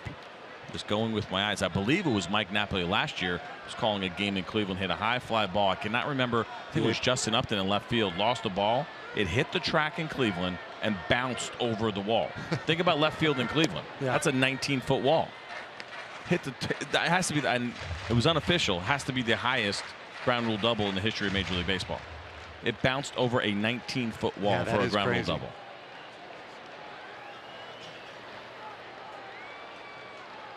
1-1 to Napoli. And he'll foul another one back for strike 2.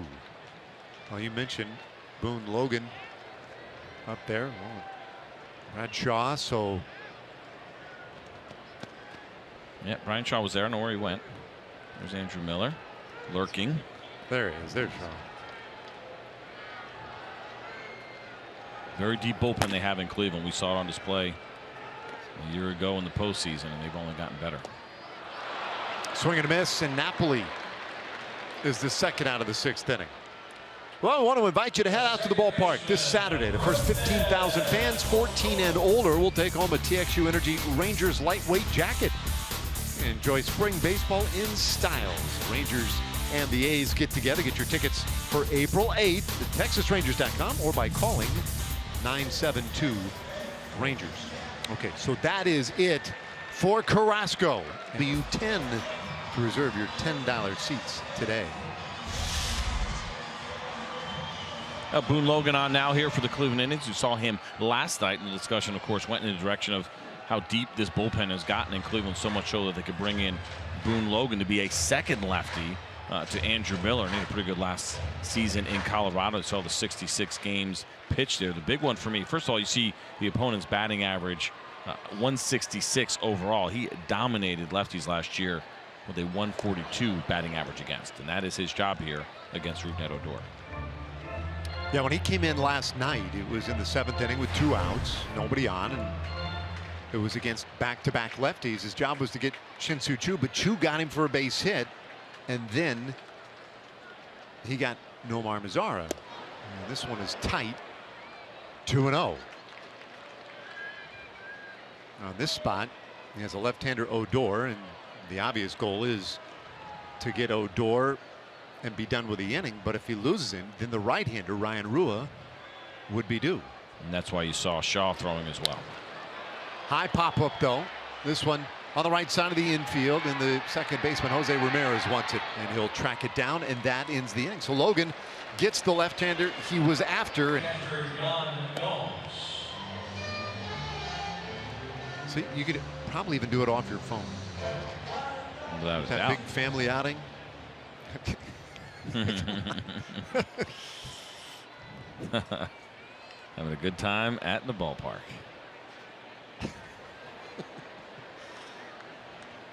All right, Jeremy Jeffress on in the 7th inning.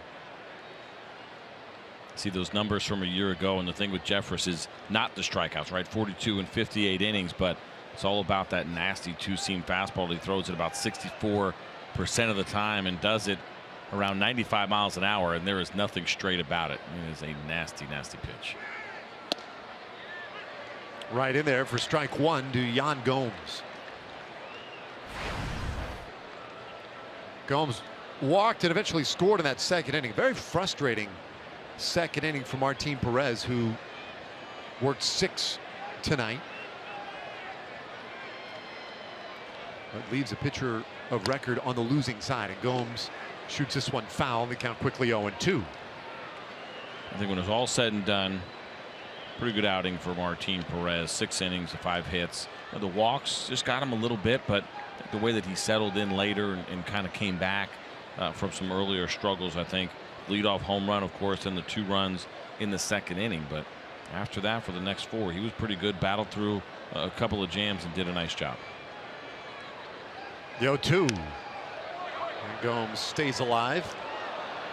So Jeremy Jeffress, first time we see him in the regular season here in 2017. And he figures to be a very big part of this Rangers bullpen this year. And maybe some of the roles amplified a little bit right now with some of the shifting going on in the pen. But here's a guy who closed last year for the Milwaukee Brewers, saved 27 games before traded to Texas. And Gomes finding a way to get a bat on just about everything right now. Well, it's such a luxury to have a guy who is a closer that is in your bullpen not closing, right? Because that closer experience is so valuable, and he's pitching the toughest situations, the ones that bring the most anxiety. Jeremy Jeffress did such an excellent job with that with the Milwaukee Brewers, but over here he's a little bit more of a setup man, so you can use him a little bit earlier in the game, and even when you're down here by a run in the 7th inning. It is a luxury every time you can get a closer into your pen who's not actually closing. It's 0-2 to Gomes. I'll say this too, probably a little bit more asked of him now. Like Jake Diekman is down, Tanner Scheppers is down, Keone Kela unfortunately in the minor leagues, and things that happened there, and so that does put a little bit more pressure, I think, on guys like Matt Bush, Jeremy Jeffress, some guys that are going to have to maybe take on some more meaningful innings and do it a little bit more often than they otherwise would have if the Rangers were at full strength. Gomes, the 8th place hitter for the Indians, and just missed. It's 2-2. 8 years in the big leagues and a sub-3 earned run average. I mean, you know, that kind of flies under the radar. Not easy to do. No. In today's game. Last year had a 222 earned run average in Milwaukee with those 27 saves. And Gomes fights off yet another one. Next pitch will be the 8th of this at bat. That one was headed right toward his manager and his teammates down there.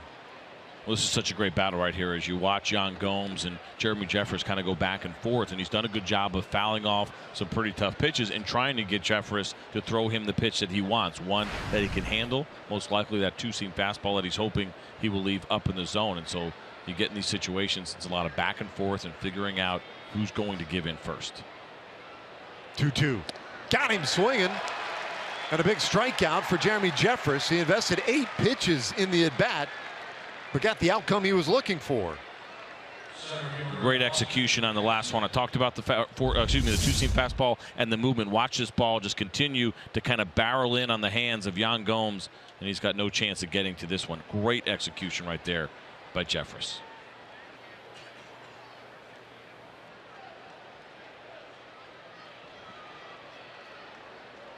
A big first out. Now Austin Jackson, who is 1 for 2 tonight. That was against the left-hander Martin Perez, now dealing with the hard-throwing right-hander Jeremy Jeffress. Jeffress, 29 years old, 6 feet tall, a little better than 200 pounds. And he can bring it. And he does for a strike, 1-1. Now after he joined the Rangers last summer, after putting up those spectacular numbers in Milwaukee, well, he did pretty well with the Rangers, a 1-0 record and a .270 earned run average in his 12 outings. Cool. You say 94 is that a big deal? You see the movement on that pitch? I mean, it's incredible. That ball is starting middle, and what Jeffress does that's really good.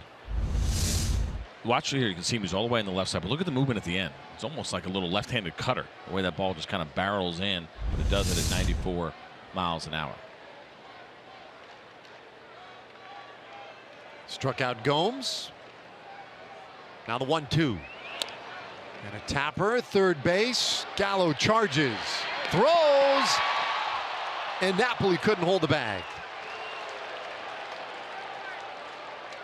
Jackson has pretty good speed, got up that line in a hurry. He sure did. This is a tough play for Joey Gallo, and it was going to take an absolutely perfect throw in order to get Jackson. You see him running in, he was playing back.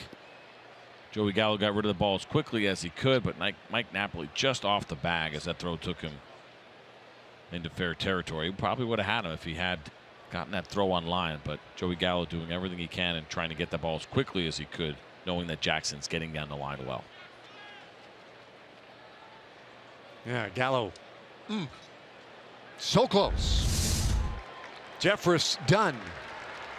And here comes Dario Alvarez back in a moment.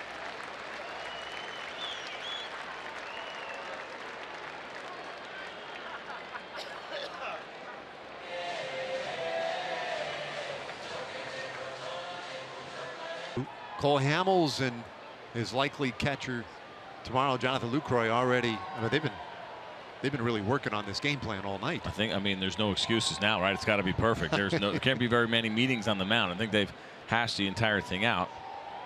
It's probably not all baseball, to be honest with you. There've been a lot of those conversations. It's not 100% how are we going to get Carlos Santana and Michael Brantley out tomorrow, but mostly. Yeah, they have definitely exchanged some ideas, though.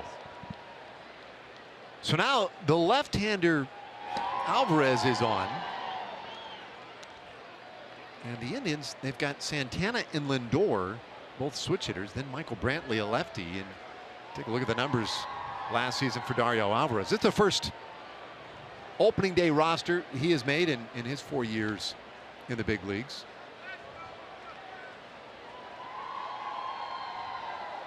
It's a pretty good move that Alvarez has right there. Of course, he came over last year, and interesting to watch him. The 2016 season with the Atlanta Braves, he was lights out. 217 against lefties, 12 strikeouts, 1 walk. He struggled a little bit when he got over here. The 357 batting average against. Now it's only a 14 at bats. You don't want to overthink it. There were no extra base hits in that time, but the batting average against was pretty high. Well, he gets that first one in there for a strike on Carlos Santana, who continues to have a really big series. He was 2 for 4 with a couple of doubles yesterday. You can see the home run and single. He's driven in 2 tonight. Alvarez continues to try and keep Jackson close to the base. And looking at Carlos Santana, even though he does have the home run off of Martin Perez that happened back in the first inning, he is stronger against right-handed pitching when he is batting left-handed. I mentioned it earlier, 34 home runs, but only 4 of those came from the right side. Santana had to go on that one. Oh my goodness, on the appeal, no. Marty Foster said he didn't go.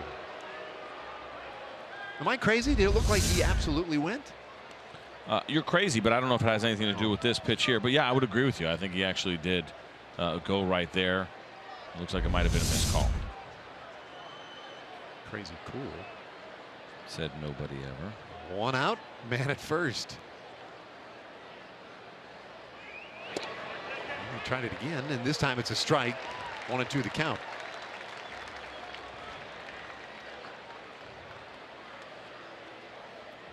I'm going to say this much. Those have not been confident looking swings or half swings for Santana. Doesn't look real comfortable. He's not seeing that slider very well at all. And if Alvarez can locate another one, as you see the numbers there for Austin Jackson over the course of his career, might be able to finish Santana off. Fouled off. Count stays 1-2.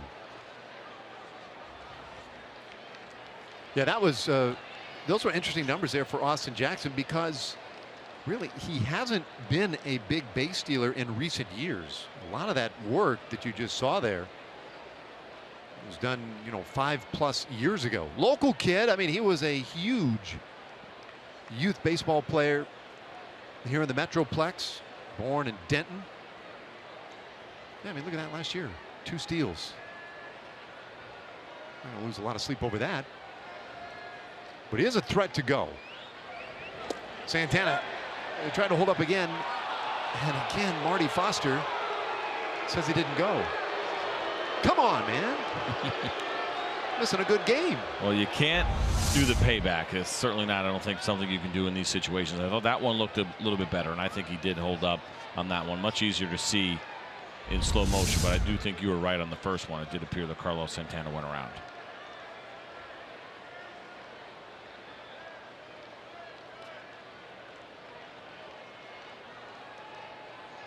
Now the pitch.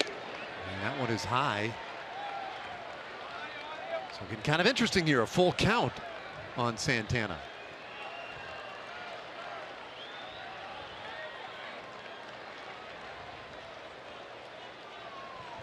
And it's becoming a long at bat. This will be the 7th pitch of the at bat. Alvarez working hard. He certainly has Santana guessing. Jackson with the lead, not going, and Santana swings, hammers this one, but foul. Clearly the best swing he has had in this at bat. He was way out in front of that one, and probably the only place that he could hit that ball hard. A lot of times you see that long foul ball and you're like, oh, did the guy just miss it? No, more often than not, it means that's the only place that he could actually hit it hard. If that ball's fair, he's not going to be able to get on the barrel the same way he did on the foul ball.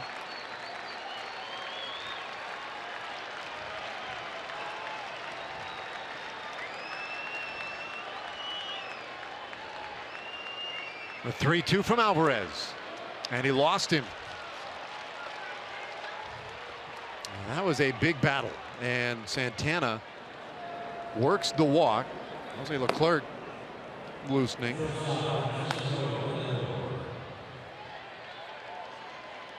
Brings up Francisco Lindor. And let's kind of pick your poison here with Lindor, who is also a switch hitter. 306 from the right side last year, excuse me, against righties last year. From the left side, 292, so not much of a difference. And he's batting left-handed or right-handed. 10 home runs against those righties, 5 home runs against lefties.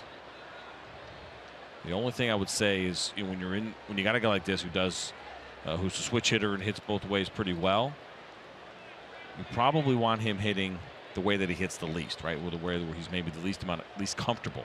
So the idea here, keep the lefty in and have him bat right-handed.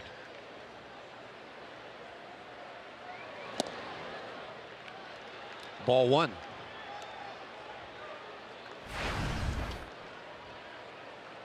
Look at this last year with runners on, bases empty, no difference for Francisco Lindor, who really is turning into one of the superstars of our game. And there are some great shortstops right now in Major League Baseball. I mean, even just in the American League alone, Carlos Correa, Elvis Andrus, Francisco Lindor, Xander Bogaerts in Boston. You go to the National League, there's a bunch of really good guys like Corey Seager. There's no shortage of really great shortstops. It's really kind of been almost a renaissance right now. I think in Major League Baseball, taking us back to the Derek Jeter, Nomar Garciaparra, Alex Rodriguez kind of heyday, Miguel Tejada. It's been fun to watch, and Francisco Lindor is right near the top of this group.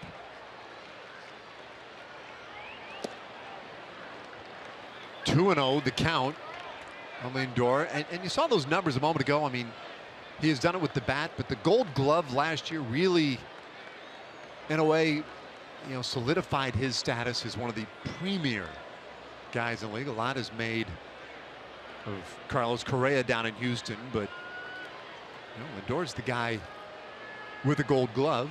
Well, I'll tell you this. I mean, listen, Elvis had a good year last year, but to me, Andrelton Simmons is still the best defensive shortstop in the game. Yeah. He is unbelievable in this group of really great shortstops. So for Lindor to be able to win that award, knowing that he was also in that voting class, makes it all the more impressive.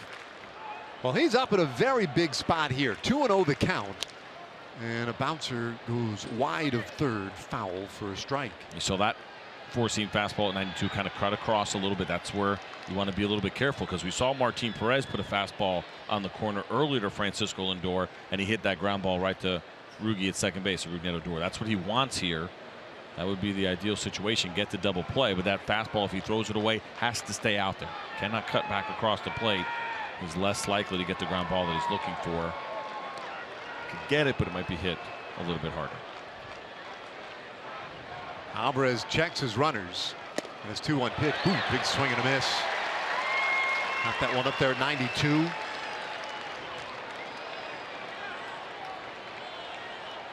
Now here's a guy who, broke camp with the team. Was a part of this bullpen, and the fact that he's left-handed, giving Jeff Bannister that extra lefty now to the pin, that could end up being a big part his first couple weeks at 2-2. Got him swinging. There's Huge strikeout. Great execution of the slider. After you go fastball up, you change eye level. Really nice job by Alvarez, who was struggling a little bit. The at-bat at before against Carlos Santana. But follow this fastball with a slider that is down. Get Francisco Lindor in an RBI situation, a little bit over anxious, and get him to swing right over the top of it. Very nice job by Alvarez.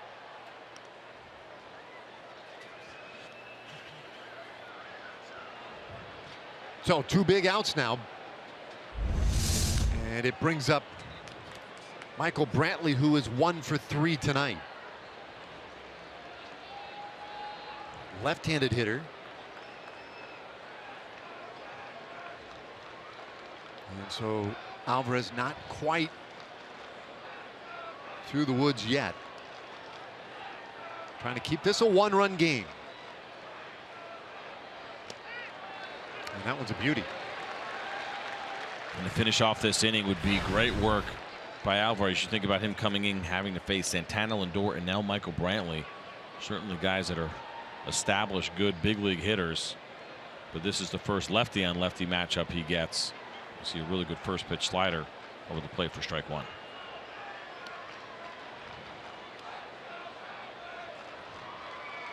One strike offering. A little bit outside, 1-1. We saw Martin Perez, who I mentioned earlier, not afraid to throw his 2-seam fastball in on the lefty, and we saw that with Michael Brantley. It'd be interesting to see after back-to-back sliders whether or not he's comfortable throwing his good fastball in on the hands of Michael Brantley. Now this one is slapped through the left side of the infield, a base hit. Jackson heading to the plate, he'll score, and Michael Brantley fights off a good pitch and drives home a very big insurance run for the Indians.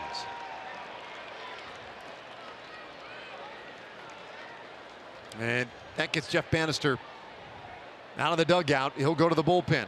Dario Alvarez came that close to getting his team out of the jam. New pitcher coming on.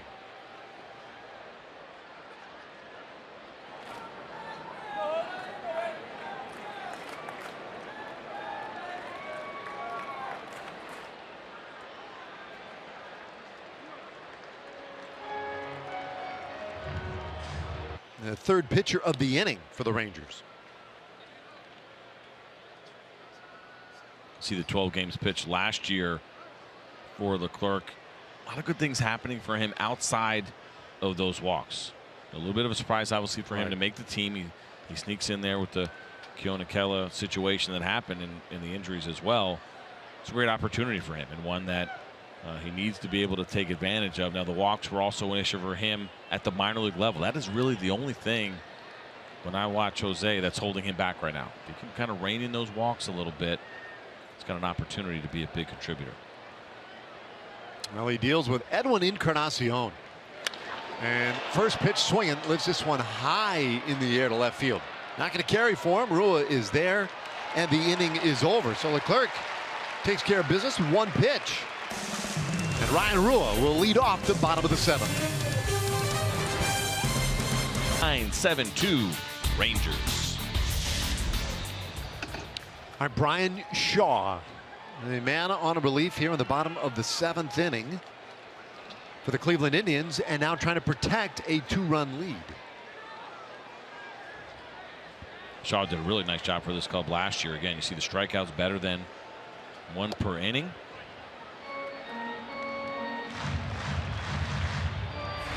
It's Ryan Rua, Joey Gallo, Elvis Andrus. And with any luck, maybe a couple more. 1-1 on Rua.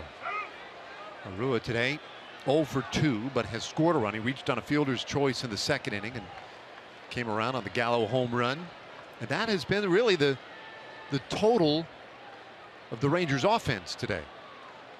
They had just one other hit, and Mike Napoli, who was plunked. That's it.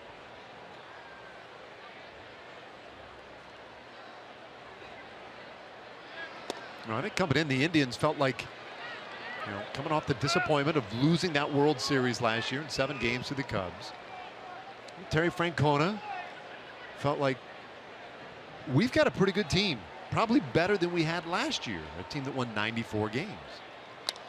And largely because of their pitching, which has been pretty impressive in this series. A little pop up to second base, and Rua retired for the first out of the inning. No, you're absolutely right. This team is better than it was a year ago because they're going to have a full year of Andrew Miller. And if this rotation stays healthy, they're absolutely a team that can find themselves going on another deep postseason run. The other thing they've done so well is they have locked up a lot of their players, young players, to team-friendly deals. And so their rotation is together, I believe it's through at least 2019, plus 2 more years of Andrew Miller. Right. So when they got him last year, I had said this at the time, they had a nice window of 3 years at least with Andrew Miller there to try to get themselves a championship. Gallo hammers that one off his foot for strike one. Here's our AT&T high-speed replay. Let's go back to the second. Joey Gallo went high and far in a session that nobody was anticipating getting a home run in. Like I said, we see Joey Gallo here for a few years before this ballpark closes. We may see a couple more of those. It was his 8th home run as a Ranger, first of the year. And he's got the power to leave any park at any time, and Shaw is almost witness to that, just missed it as he lines it in the center field for a base hit. All right, time for a Chevy Game Breaks. We check it again with John Radigan.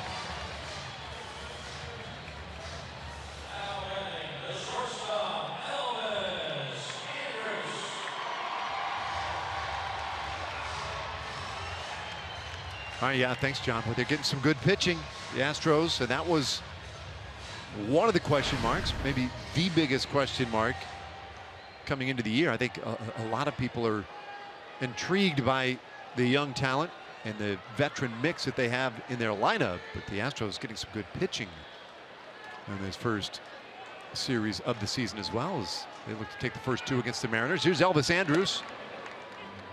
And he'll watch strike one. The 8th inning in St. Louis, and the Cubs lead the Cardinals 2-1, trying to even that series at a game apiece. Here it's a 2-run game. Gallo is at first base.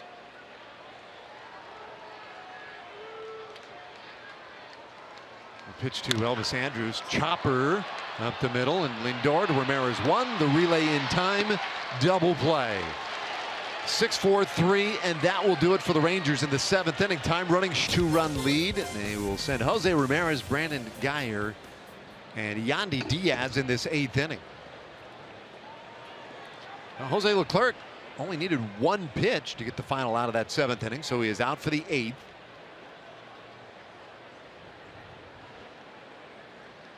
Right-hander gets the switch hitter Ramirez over to the left side.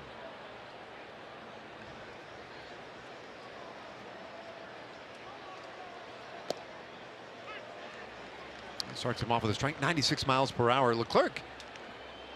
And maybe this is not such an oddity anymore. There seem to be guys now developing more than 1 changeup. On Leclerc, one of those guys. Ramirez skies this one out to left center field. Gomez, though, with room, and there's one gone. But I thought that was somewhat unique when we saw Jose Leclerc last year for the first time, that he had 2 different changeups, one that cuts just a little bit, and one that runs a little bit. Something new you're seeing now in baseball, and it's really interesting because traditionally you would never want to cut your changeup intentionally, right? It would always just kind of fade to your arm side. So for Jose as a righty, his changeup would fade away to a left-handed hitter, and that's really kind of the only way that you would use it. If you cut it, it was usually by accident, but it actually makes sense. Think about him going up against a right-handed hitter. If you want to throw a changeup, say middle away, you don't want that ball to fade back into that guy's bat. So if you can cut it a little bit and do it intentionally and it still be a changeup, it could be a very effective pitch. Abraham Almonte pinch hitting here for Brandon Guyer. And Leclerc comes after him with a fastball but misses with ball 1. What I found interesting, just kind of reading up on him and looking at some of his pitch FX data and the pitches that he uses, 4-seam, 2-seam, slider, changeup, curveball all came up, and a cutter at a very small percentage, and that might have been maybe potentially that changeup cutting the other way. A lot of times they just use like algorithms to decide what pitches those are. That's a lot of pitches, though, for a reliever. Yeah. And more often than not, you hear about relievers. They're all former starters at some point, whether they were starting in high school or college or at the minor league level or even at the big league level. You eventually become a reliever, and more often than not, you drop a pitch. Right? That's Andrew Miller's story. Talked about it last night. Got rid of the changeup, concentrated fastball slider. Now we got one of the most dominant relievers in Major League Baseball. Simplifying things. That's what the bullpen does for you. So I just kind of wonder a little bit, and I haven't seen enough of Jose to make that assessment yet about him. We know the walks are a little bit of an issue, but I wonder, like so many guys before him that have done it, or if you just become focused on 2, maybe a 3rd pitch, and just work on making at least 2 of them really great. And that's usually what happens. And maybe Mariano Rivera and just think of 1 pitch and just be cutter after cutter after cutter. But he was a little bit of an unusual case, but I do think it is kind of traditional and kind of what we have seen with good relievers, simplifying their repertoire and really focusing on just 2, maybe 3 pitches at the most. Annabelle Monte here, 1-2. And that one fouled away. We'll do it again. So is the idea there that it's just too hard to come in a game cold and be confident that you can command 3-4 pitches? It's not so much you're coming in cold. I think the idea there is more just, again, that is you're focusing on making 2 pitches really good, the best that they can absolutely be. There's nothing else that's going to take away from those 2 pitches, and you're just letting it fly for an inning or an inning plus. In the case of Jose, who finished last inning, Andrew Miller again using him as an example. Nice job. Around. Good job of that breaking ball, burying it down and in right there. But getting down to 1 or, like I said, getting down to 2 or 3, I think it's just more of a focus factor and not outthinking yourself. When you have 4 or 5 different pitches, you want to be able to use them all and try to keep them sharp. It's not an easy thing to do. It's a really nice pitch right there. It's a hard slider, it looked like. Maybe a little bit of a cutter that Almonte could not hold up on. I've been a fan of it. I think it makes a lot of sense. Simplify the repertoire. Focus on just 2 or 3. Well, he's retired all 3 hitters he has faced so far tonight. And now Leclerc will deal with Yandy Diaz, the rookie who's 0 for 3 tonight. and lifts the first pitch high in the air back of first base. Napoli into foul ground, and it's a 1-2-3 inning for Jose Leclerc. 9 pitches used by the young man. We go to the bottom of the 8th in a 2-run game. Rangers Baseball Live with the MLB.com at-bat mobile apps. Stay connected to the game's best players all season long with game day, live game video highlights, radio broadcasts, stats, news, and much more. Download MLB.com at-bat today. It's your #1 app for live baseball. And indeed it is. The best app in all of sports as far as I'm concerned. Although I only own one of the sport apps. I'm saying that without even doing my homework. It is so unbelievably awesome. Well, I mean, it might be the best app of all apps. Is there a better app? It's the one I use the most. Oh, yeah. Twitter, maybe I use Twitter more than I probably should. But probably Twitter and MLB at-bat app for me. Well, Andrew Miller has come on here in the 8th inning, and this is the guy you don't want to see. He is ridiculous. And Torinos hits this ball high in the air, very shallow left center, and it is the left fielder Brantley who makes the play. Couple of changes for the Indians. Michael Martinez has come in at third base, just as they did last night. Kind of solidify things over there. And Almonte, who just pinch hit a moment ago, he takes over in right. Big Andrew Miller will now deal with the top of the order here. Rangers need a base runner. Carlos Gomez 0 for 3 so far tonight. That's a called strike. And there's that slider, 83 miles an hour. It's not the velocity, it's the break. Also the sweeping action in which he comes in. He's interesting because he's all the way on the third base side of the rubber.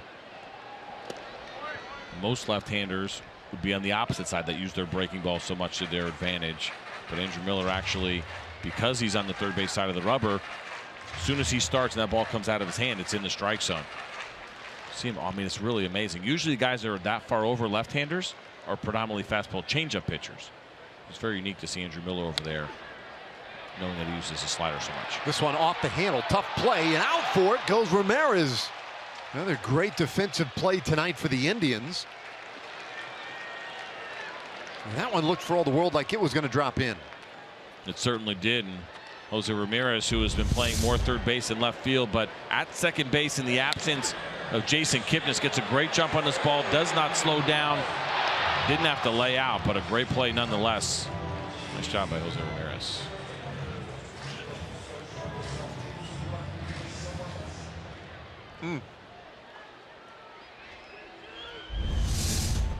Spectacular camera work to get the view of that ball right off the end of the pinky and able to haul it in. Here's Chu. Wasn't even breathing that heavy either. He didn't seem like me. I'd still be over there by the first base side. 1 for 3 tonight. And this one fought off into shallow left. Brantley, he might have lost it for a moment, but able to haul it in. A 7-pitch, half full guy. The wind's a change right there. Scorpions. The Scorpion song. That's what I thought when he said it right away. I'm not sure if that was the reference or not, but you don't think John's a Scorpions fan? He might be. I wouldn't put it past him. We'll go to the 9th. Yan Gomes swings through strike 1. And how about Jose Leclerc back out for a little more work? He's retired all 4 batters he has faced. Very good in the 8th inning. Gomes tonight 0 for 2 with a walk and a run scored. 1-1 the count.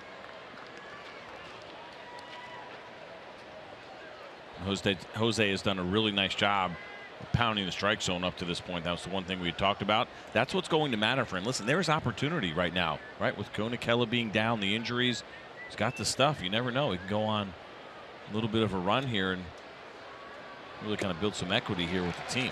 Good breaking ball to count 1-2.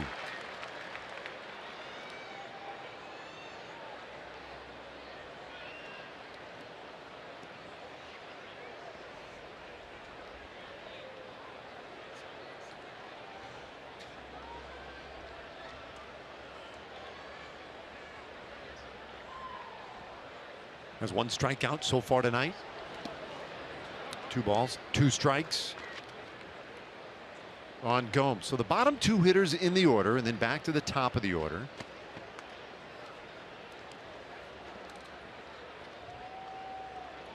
We'll see how much Jeff Bannister wants to try and squeak out of Leclerc tonight. Does have some options out there in the bullpen as well. Off day on Thursday. That might affect some thinking too. 2-2 to Gomes.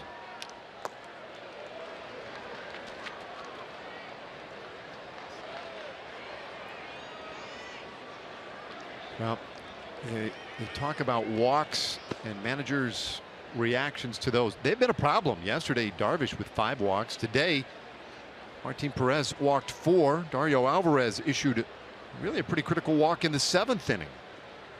So 10 walks in the first 2 games so far for Rangers pitching. Bit of a surprise. Did not expect to see that. 2-2. Good battle brewing right here with Gomes and Leclerc. Yeah, and Jose's doing a great job. Listen, it's 15 pitches and 12 strikes up to this point. It's fantastic. Pounding the zone, but not just throwing the ball down the middle either, right? It's hitting the corners that we've seen with both his fastball and his breaking ball, and he's been very impressive so far here early on. 7th pitch of this at bat.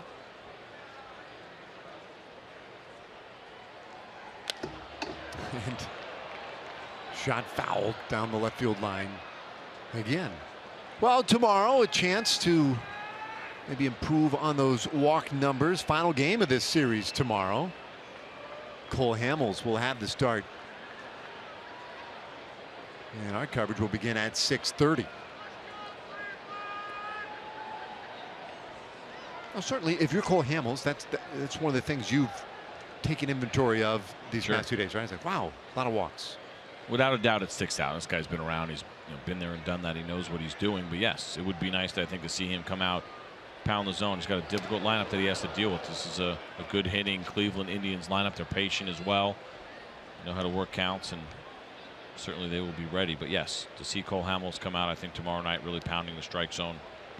It's important too because it keeps the defense right on their toes. You hear that all the time, and it's absolutely true. For walking guys, sometimes that defense can get a little flat behind you, especially if the pace is slow. But certainly when Cole Hamels is on, that's not his game.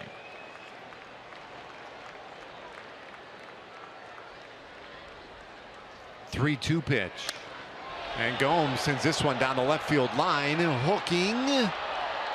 Foul.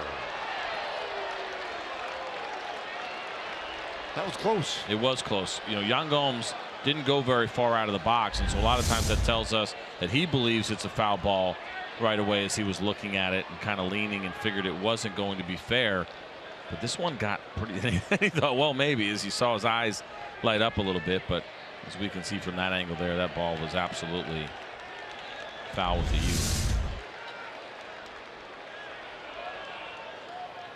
All right, so they're going to go ahead and maybe take a look at this thing. Yeah, here come the really big headphones. Now, the only argument they could possibly have is if they believe that this home run was up over the foul pole. Right, the angle that we saw, it certainly looked pretty foul. Now we're going to look here. It's got to be a short review.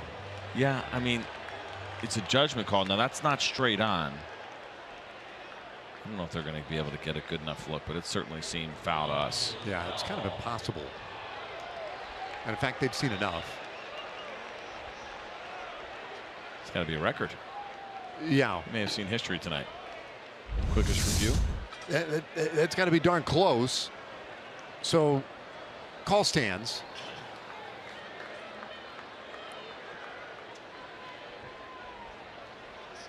So it's been a long at bat. This is the 11th pitch of the at bat. Here to Gomes, and he strikes out swinging.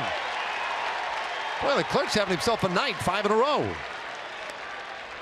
He absolutely is, and he just got entangled in a pretty tough battle right here with Yan Gomes, and he's able to elevate that fastball, and Gomes has zero chance of getting to that under his hands. So the same thing in his last at bat back in the 7th inning. where he struck out against Jeremy Jeffress was a long at bat, and that fastball that finished up and in that he couldn't get to. Rangers down by 2, 1 out here in the 9th inning. And Austin Jackson, he's 2 for 3 tonight, takes strike 1.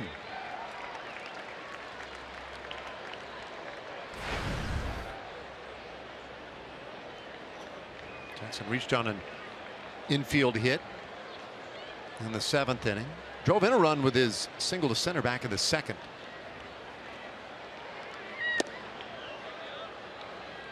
One and one to count. You know, and I mentioned what we saw from Jose Leclerc, just looking at his game logs from last year, and you know, and what the repertoire was. But tonight he has been just a 2-pitch pitcher and has done a really nice job. It has been a fastball, curveball for the most part. There's one changeup in there, but it's been that breaking ball at 84 miles an hour, and it's been the fastball. He's done a very nice job. We'll break on this as you watch Austin Jackson just get way out in front of it, and that's a perfect strike to ball, breaking ball in a 1-1 count. That ball is a strike the entire way and finishes just out of the zone. The 1-2. And lost him upstairs there at 97 miles per hour.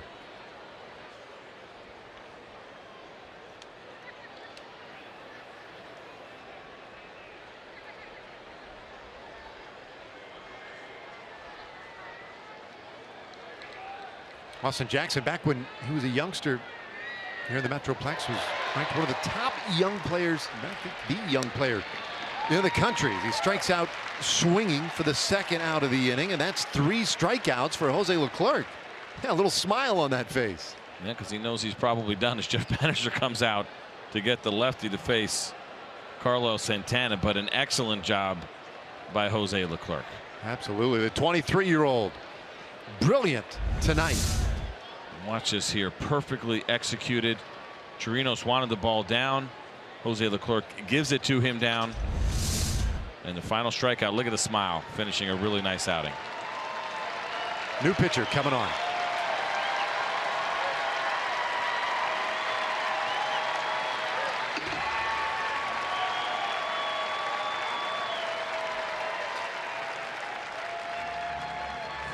Did, and it's a perfect outing, 2 perfect innings with the 3 strikeouts, 75% strikes.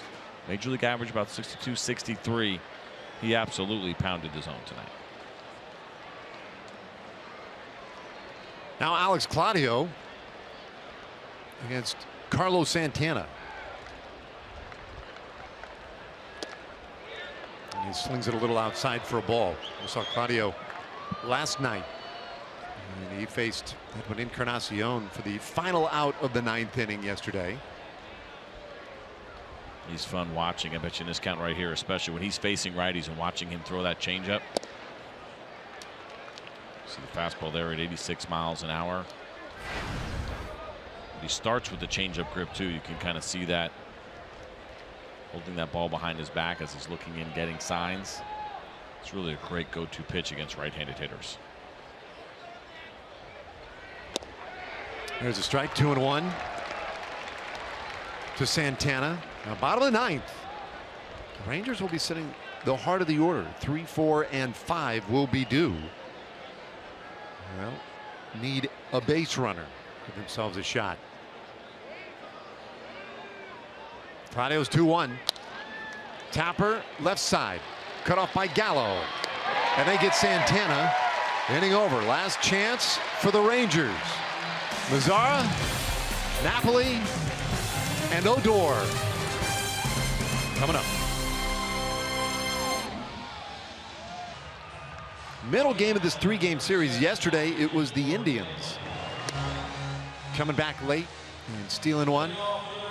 The Rangers going to do it. They're going to do it against one of the real good ones in Cody Allen. Yeah, without a doubt. Interesting. I wonder if it's tempting for Terry Francona, the manager of the Indians, when you see Andrew Miller dominate an inning and throw 7 pitches back in that 8th inning, to throw him back out there, but he sticks with his closer. Cody Allen will get the ball. Did a nice job last night. I will say this though, the 2 strikeouts he had last night, if you remember, the first 2 were 3-2 pitches. Guys did a good job working deep in the count, but that ended up chasing fastballs out of the zone. See maybe if they can be a little bit more patient tonight against Cody Allen. Elvis Andrus got him for a triple last night, and the first pitch way up on Mazzara for ball one.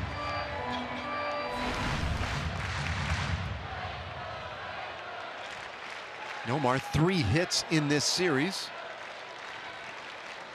His job just find his way on base.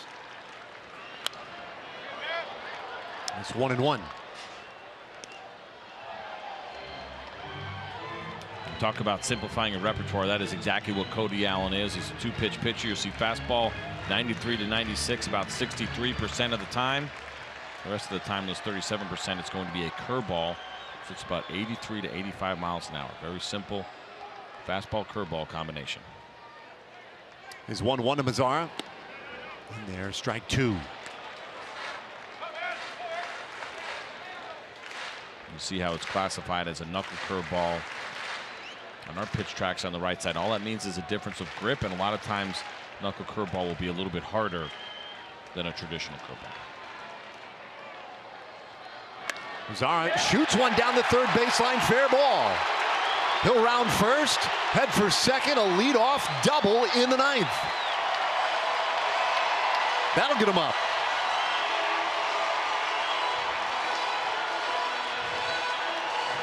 What a great way to get it started here for Nomar Mazzara, and through not even 2 full games, his at-bats have been very impressive. He's hit the ball to left, he's hit the ball to right, but he gets a high fastball. I mentioned it earlier, guys chasing that fastball with 2 strikes, but he's able to get on top of this and just slap it right down the left field line with the third baseman, Michael Martinez, playing over, shifting over. Great job right there by Nomar Mazzara. Boy, Mazzara's been impressive these first couple of days. 2 hits yesterday off Corey Kluber. That's a big double off Cody Allen, and now here's Mike Napoli. And he was swinging for it all.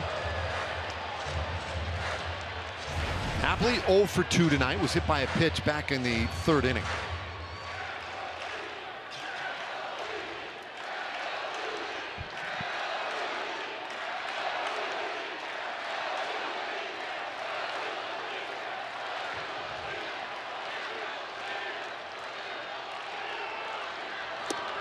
Going 2. See the big rip, good breaking ball right there from Cody Allen. After he saw Mike Napoli take the big hack on the fastball, comes back with a breaking ball that finishes outside of the zone.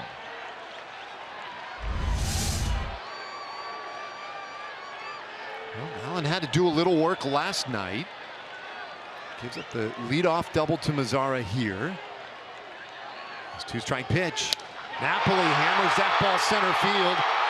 Back goes Jackson. Does he have room? That one's off the fence. Mazzara around third. He'll score. Napoli drives him home with a double, and it's a 1-run game.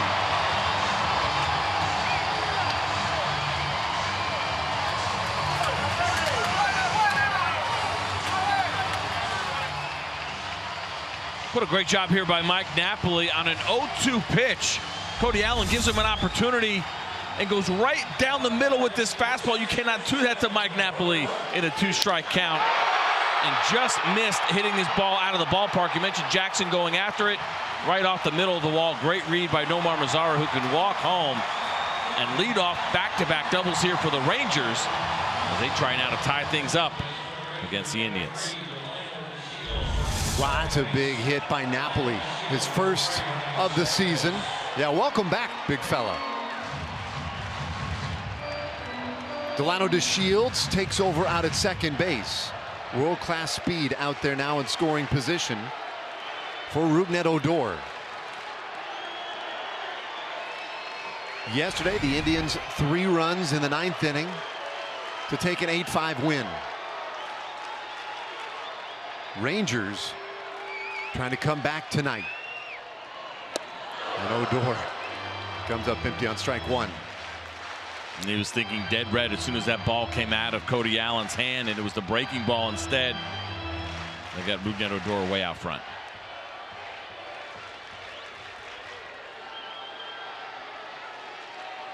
Back-to-back doubles off Cody Allen.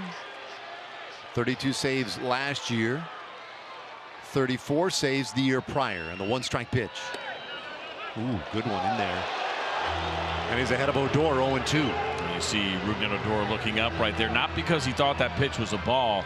It's actually a hanging breaking pitch and not exactly where Cody Allen wanted to throw it. Look at the glove of Yan Gomes. He started kind of down and in, and just that ball finished right over the middle of the plate. Odor 1 for 3 tonight with a base hit. Had 2 homers yesterday. The 0-2. Foul.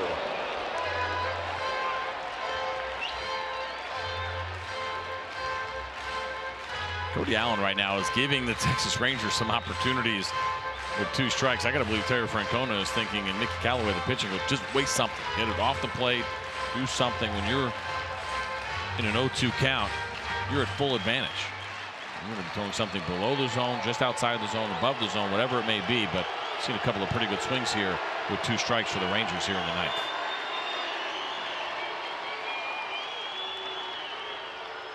0-2 pitch again, and that one very high.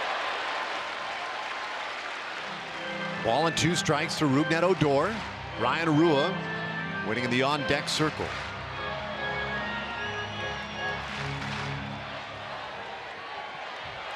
And to your point, Allen has now missed on just 2 pitches so far. Well, he's been in the zone. The Rangers have squared him up twice. Odor wants time.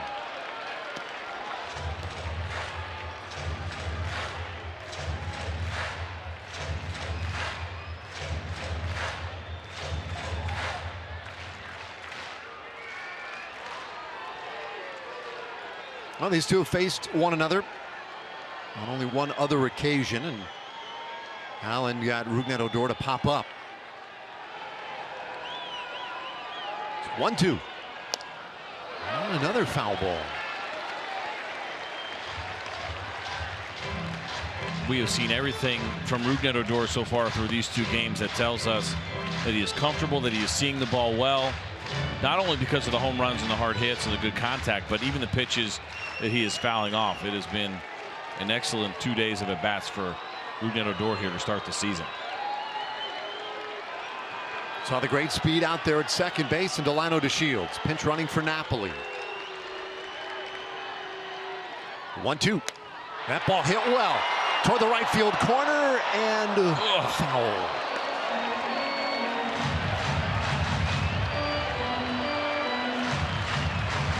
I had over 23,000 here tonight.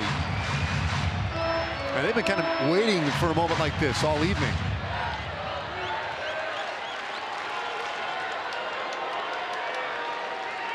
'49 come from behind wins last year for the Rangers, including 8 in which they were trailing after 8 innings. They were down by 2 coming into the ninth tonight. Here it comes. 2-2. That's exactly what the Rangers could not do last night. We saw from Profar chasing the high fastball. Excellent job by Rougned Odor so far, laying off the high heat from Cody Allen.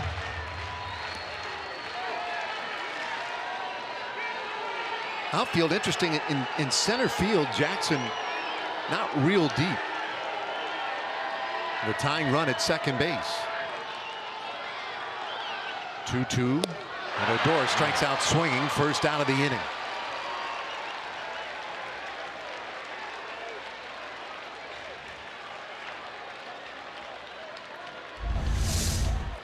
Pretty good pitch right here by Cody Allen. Good downward plane on it, and just got it past the bat of Rougned Odor. And going back to what you were saying about Jackson, there's 2 schools of thoughts here right now. A base hit, it's not going to have much of a chance, I don't think, to throw out Delano DeShields unless it's hit really hard. That's going to give him his best chance. So the idea of playing shallow, you're certainly taking somewhat of a risk. Now the other side of that is, could you take away a shallow fly ball or a ball that's not hit very well? You certainly could. So you kind of play it one of 2 ways, but the Indians have decided to play him a little bit, and we just saw him creep back a couple of steps there as we were talking about it. But I got to think any base hit, unless it's absolutely scorched, you're not throwing out Delano DeShields. Profar pinch hitting here for Ryan Rua. Switch hitter at the left side. It's 0-1. Profar last year was a very successful pinch hitter. In fact, he was 4th in the American League with 4 pinch RBIs. You look at his career numbers as a pinch hitter; those are pretty stout. It's a very difficult job. No doubt. You come into the game, you haven't been in the flow of the game. Sure, you can hit off the tee and go hit in the cage and do everything else, but to come out and get that first at bat this late and usually up against a pretty good pitcher, it's a very difficult thing to do. Watch one outside, 1-1. The inning started with Nomar Mazara doubling into left field. Mike Napoli off the wall in left center field for another double. That got Mazara to the plate. And Napoli lifted for Delano DeShields as the pinch runner. Now with 1 out, the 1-1. And Profar taps it foul.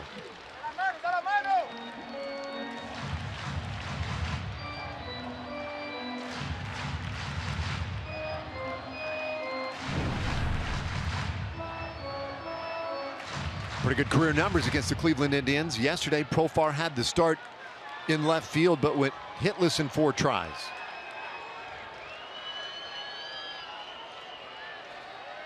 Well, if you could find the outfield really anywhere, it would tie this game. Well, with a couple of looks, and now the 1-2.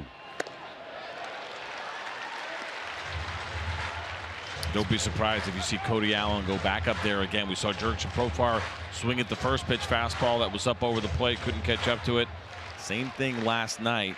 As an opposing pitcher, I think you continue to do that until the guy proves to you otherwise that he'll lay off that pitch. The 2-2. Got him looking. Wow. That is a big time breaking ball to get Profar. And the Rangers are down to their final out.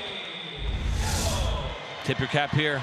Good breaking ball, like you mentioned. Good downward action. Catches the outside part of the corner. Jan Gomes receives that ball very well, but just a really good looking pitch and a tough one for Jurickson Profar.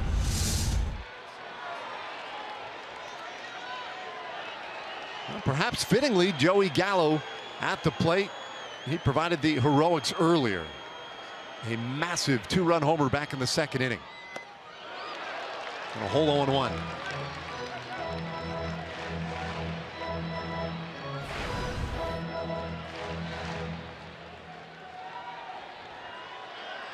Singled in the 7th inning off Brian Shaw.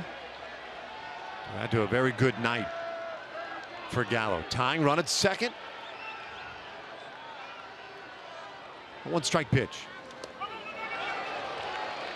And that'll square it.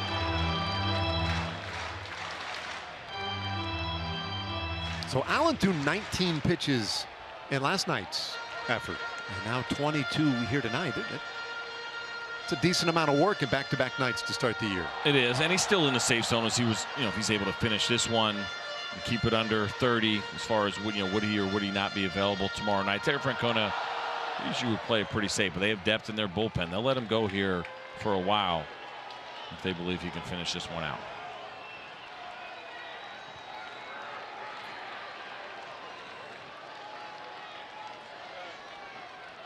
A little more deliberate between pitches. It's on the way.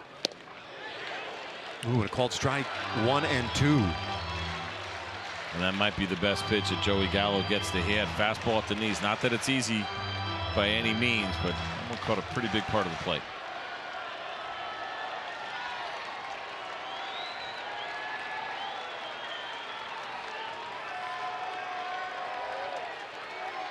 Big pitch here from Allen. And that's in the dirt. It's a 2-2 count.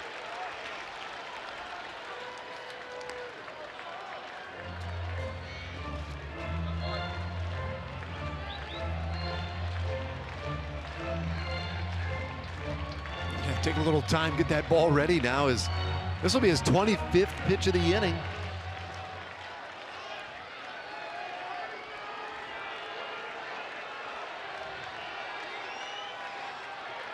Shift on the infield for Gallo. Here's a 2-2. Got him swinging. Boy, Cody Allen back-to-back doubles to start the inning, but he strikes out the side and preserves a 4-3 win for the Indians. Yeah, Rangers this time made it a little more competitive at the end, CJ, but just didn't quite have enough. Yeah, just fell a little bit short. The offense again coming through a little bit late. Certainly exciting. Martin Perez tonight bounced back a little bit. The walks somewhat of an issue as we saw last night from Yu Darvish, but a close game, one that the Rangers ultimately fall a little bit short. Well, now some pressure on tomorrow to salvage a win. Cole Hamels tomorrow night in the finale. 4-3 our final score tonight. For CJ Nitkowski, Emily Jones, and our entire crew, I'm Dave Raymond. This has been a presentation of Fox Sports Southwest and the Texas Rangers. Join us again tomorrow night. Rangers close out this series against the Indians. Their coverage starting at 6:30 with Rangers Live. Coming up next, Rangers Live postgame presented by Frontier Communications. Once again, our final score, the Indians 4, the Rangers 3.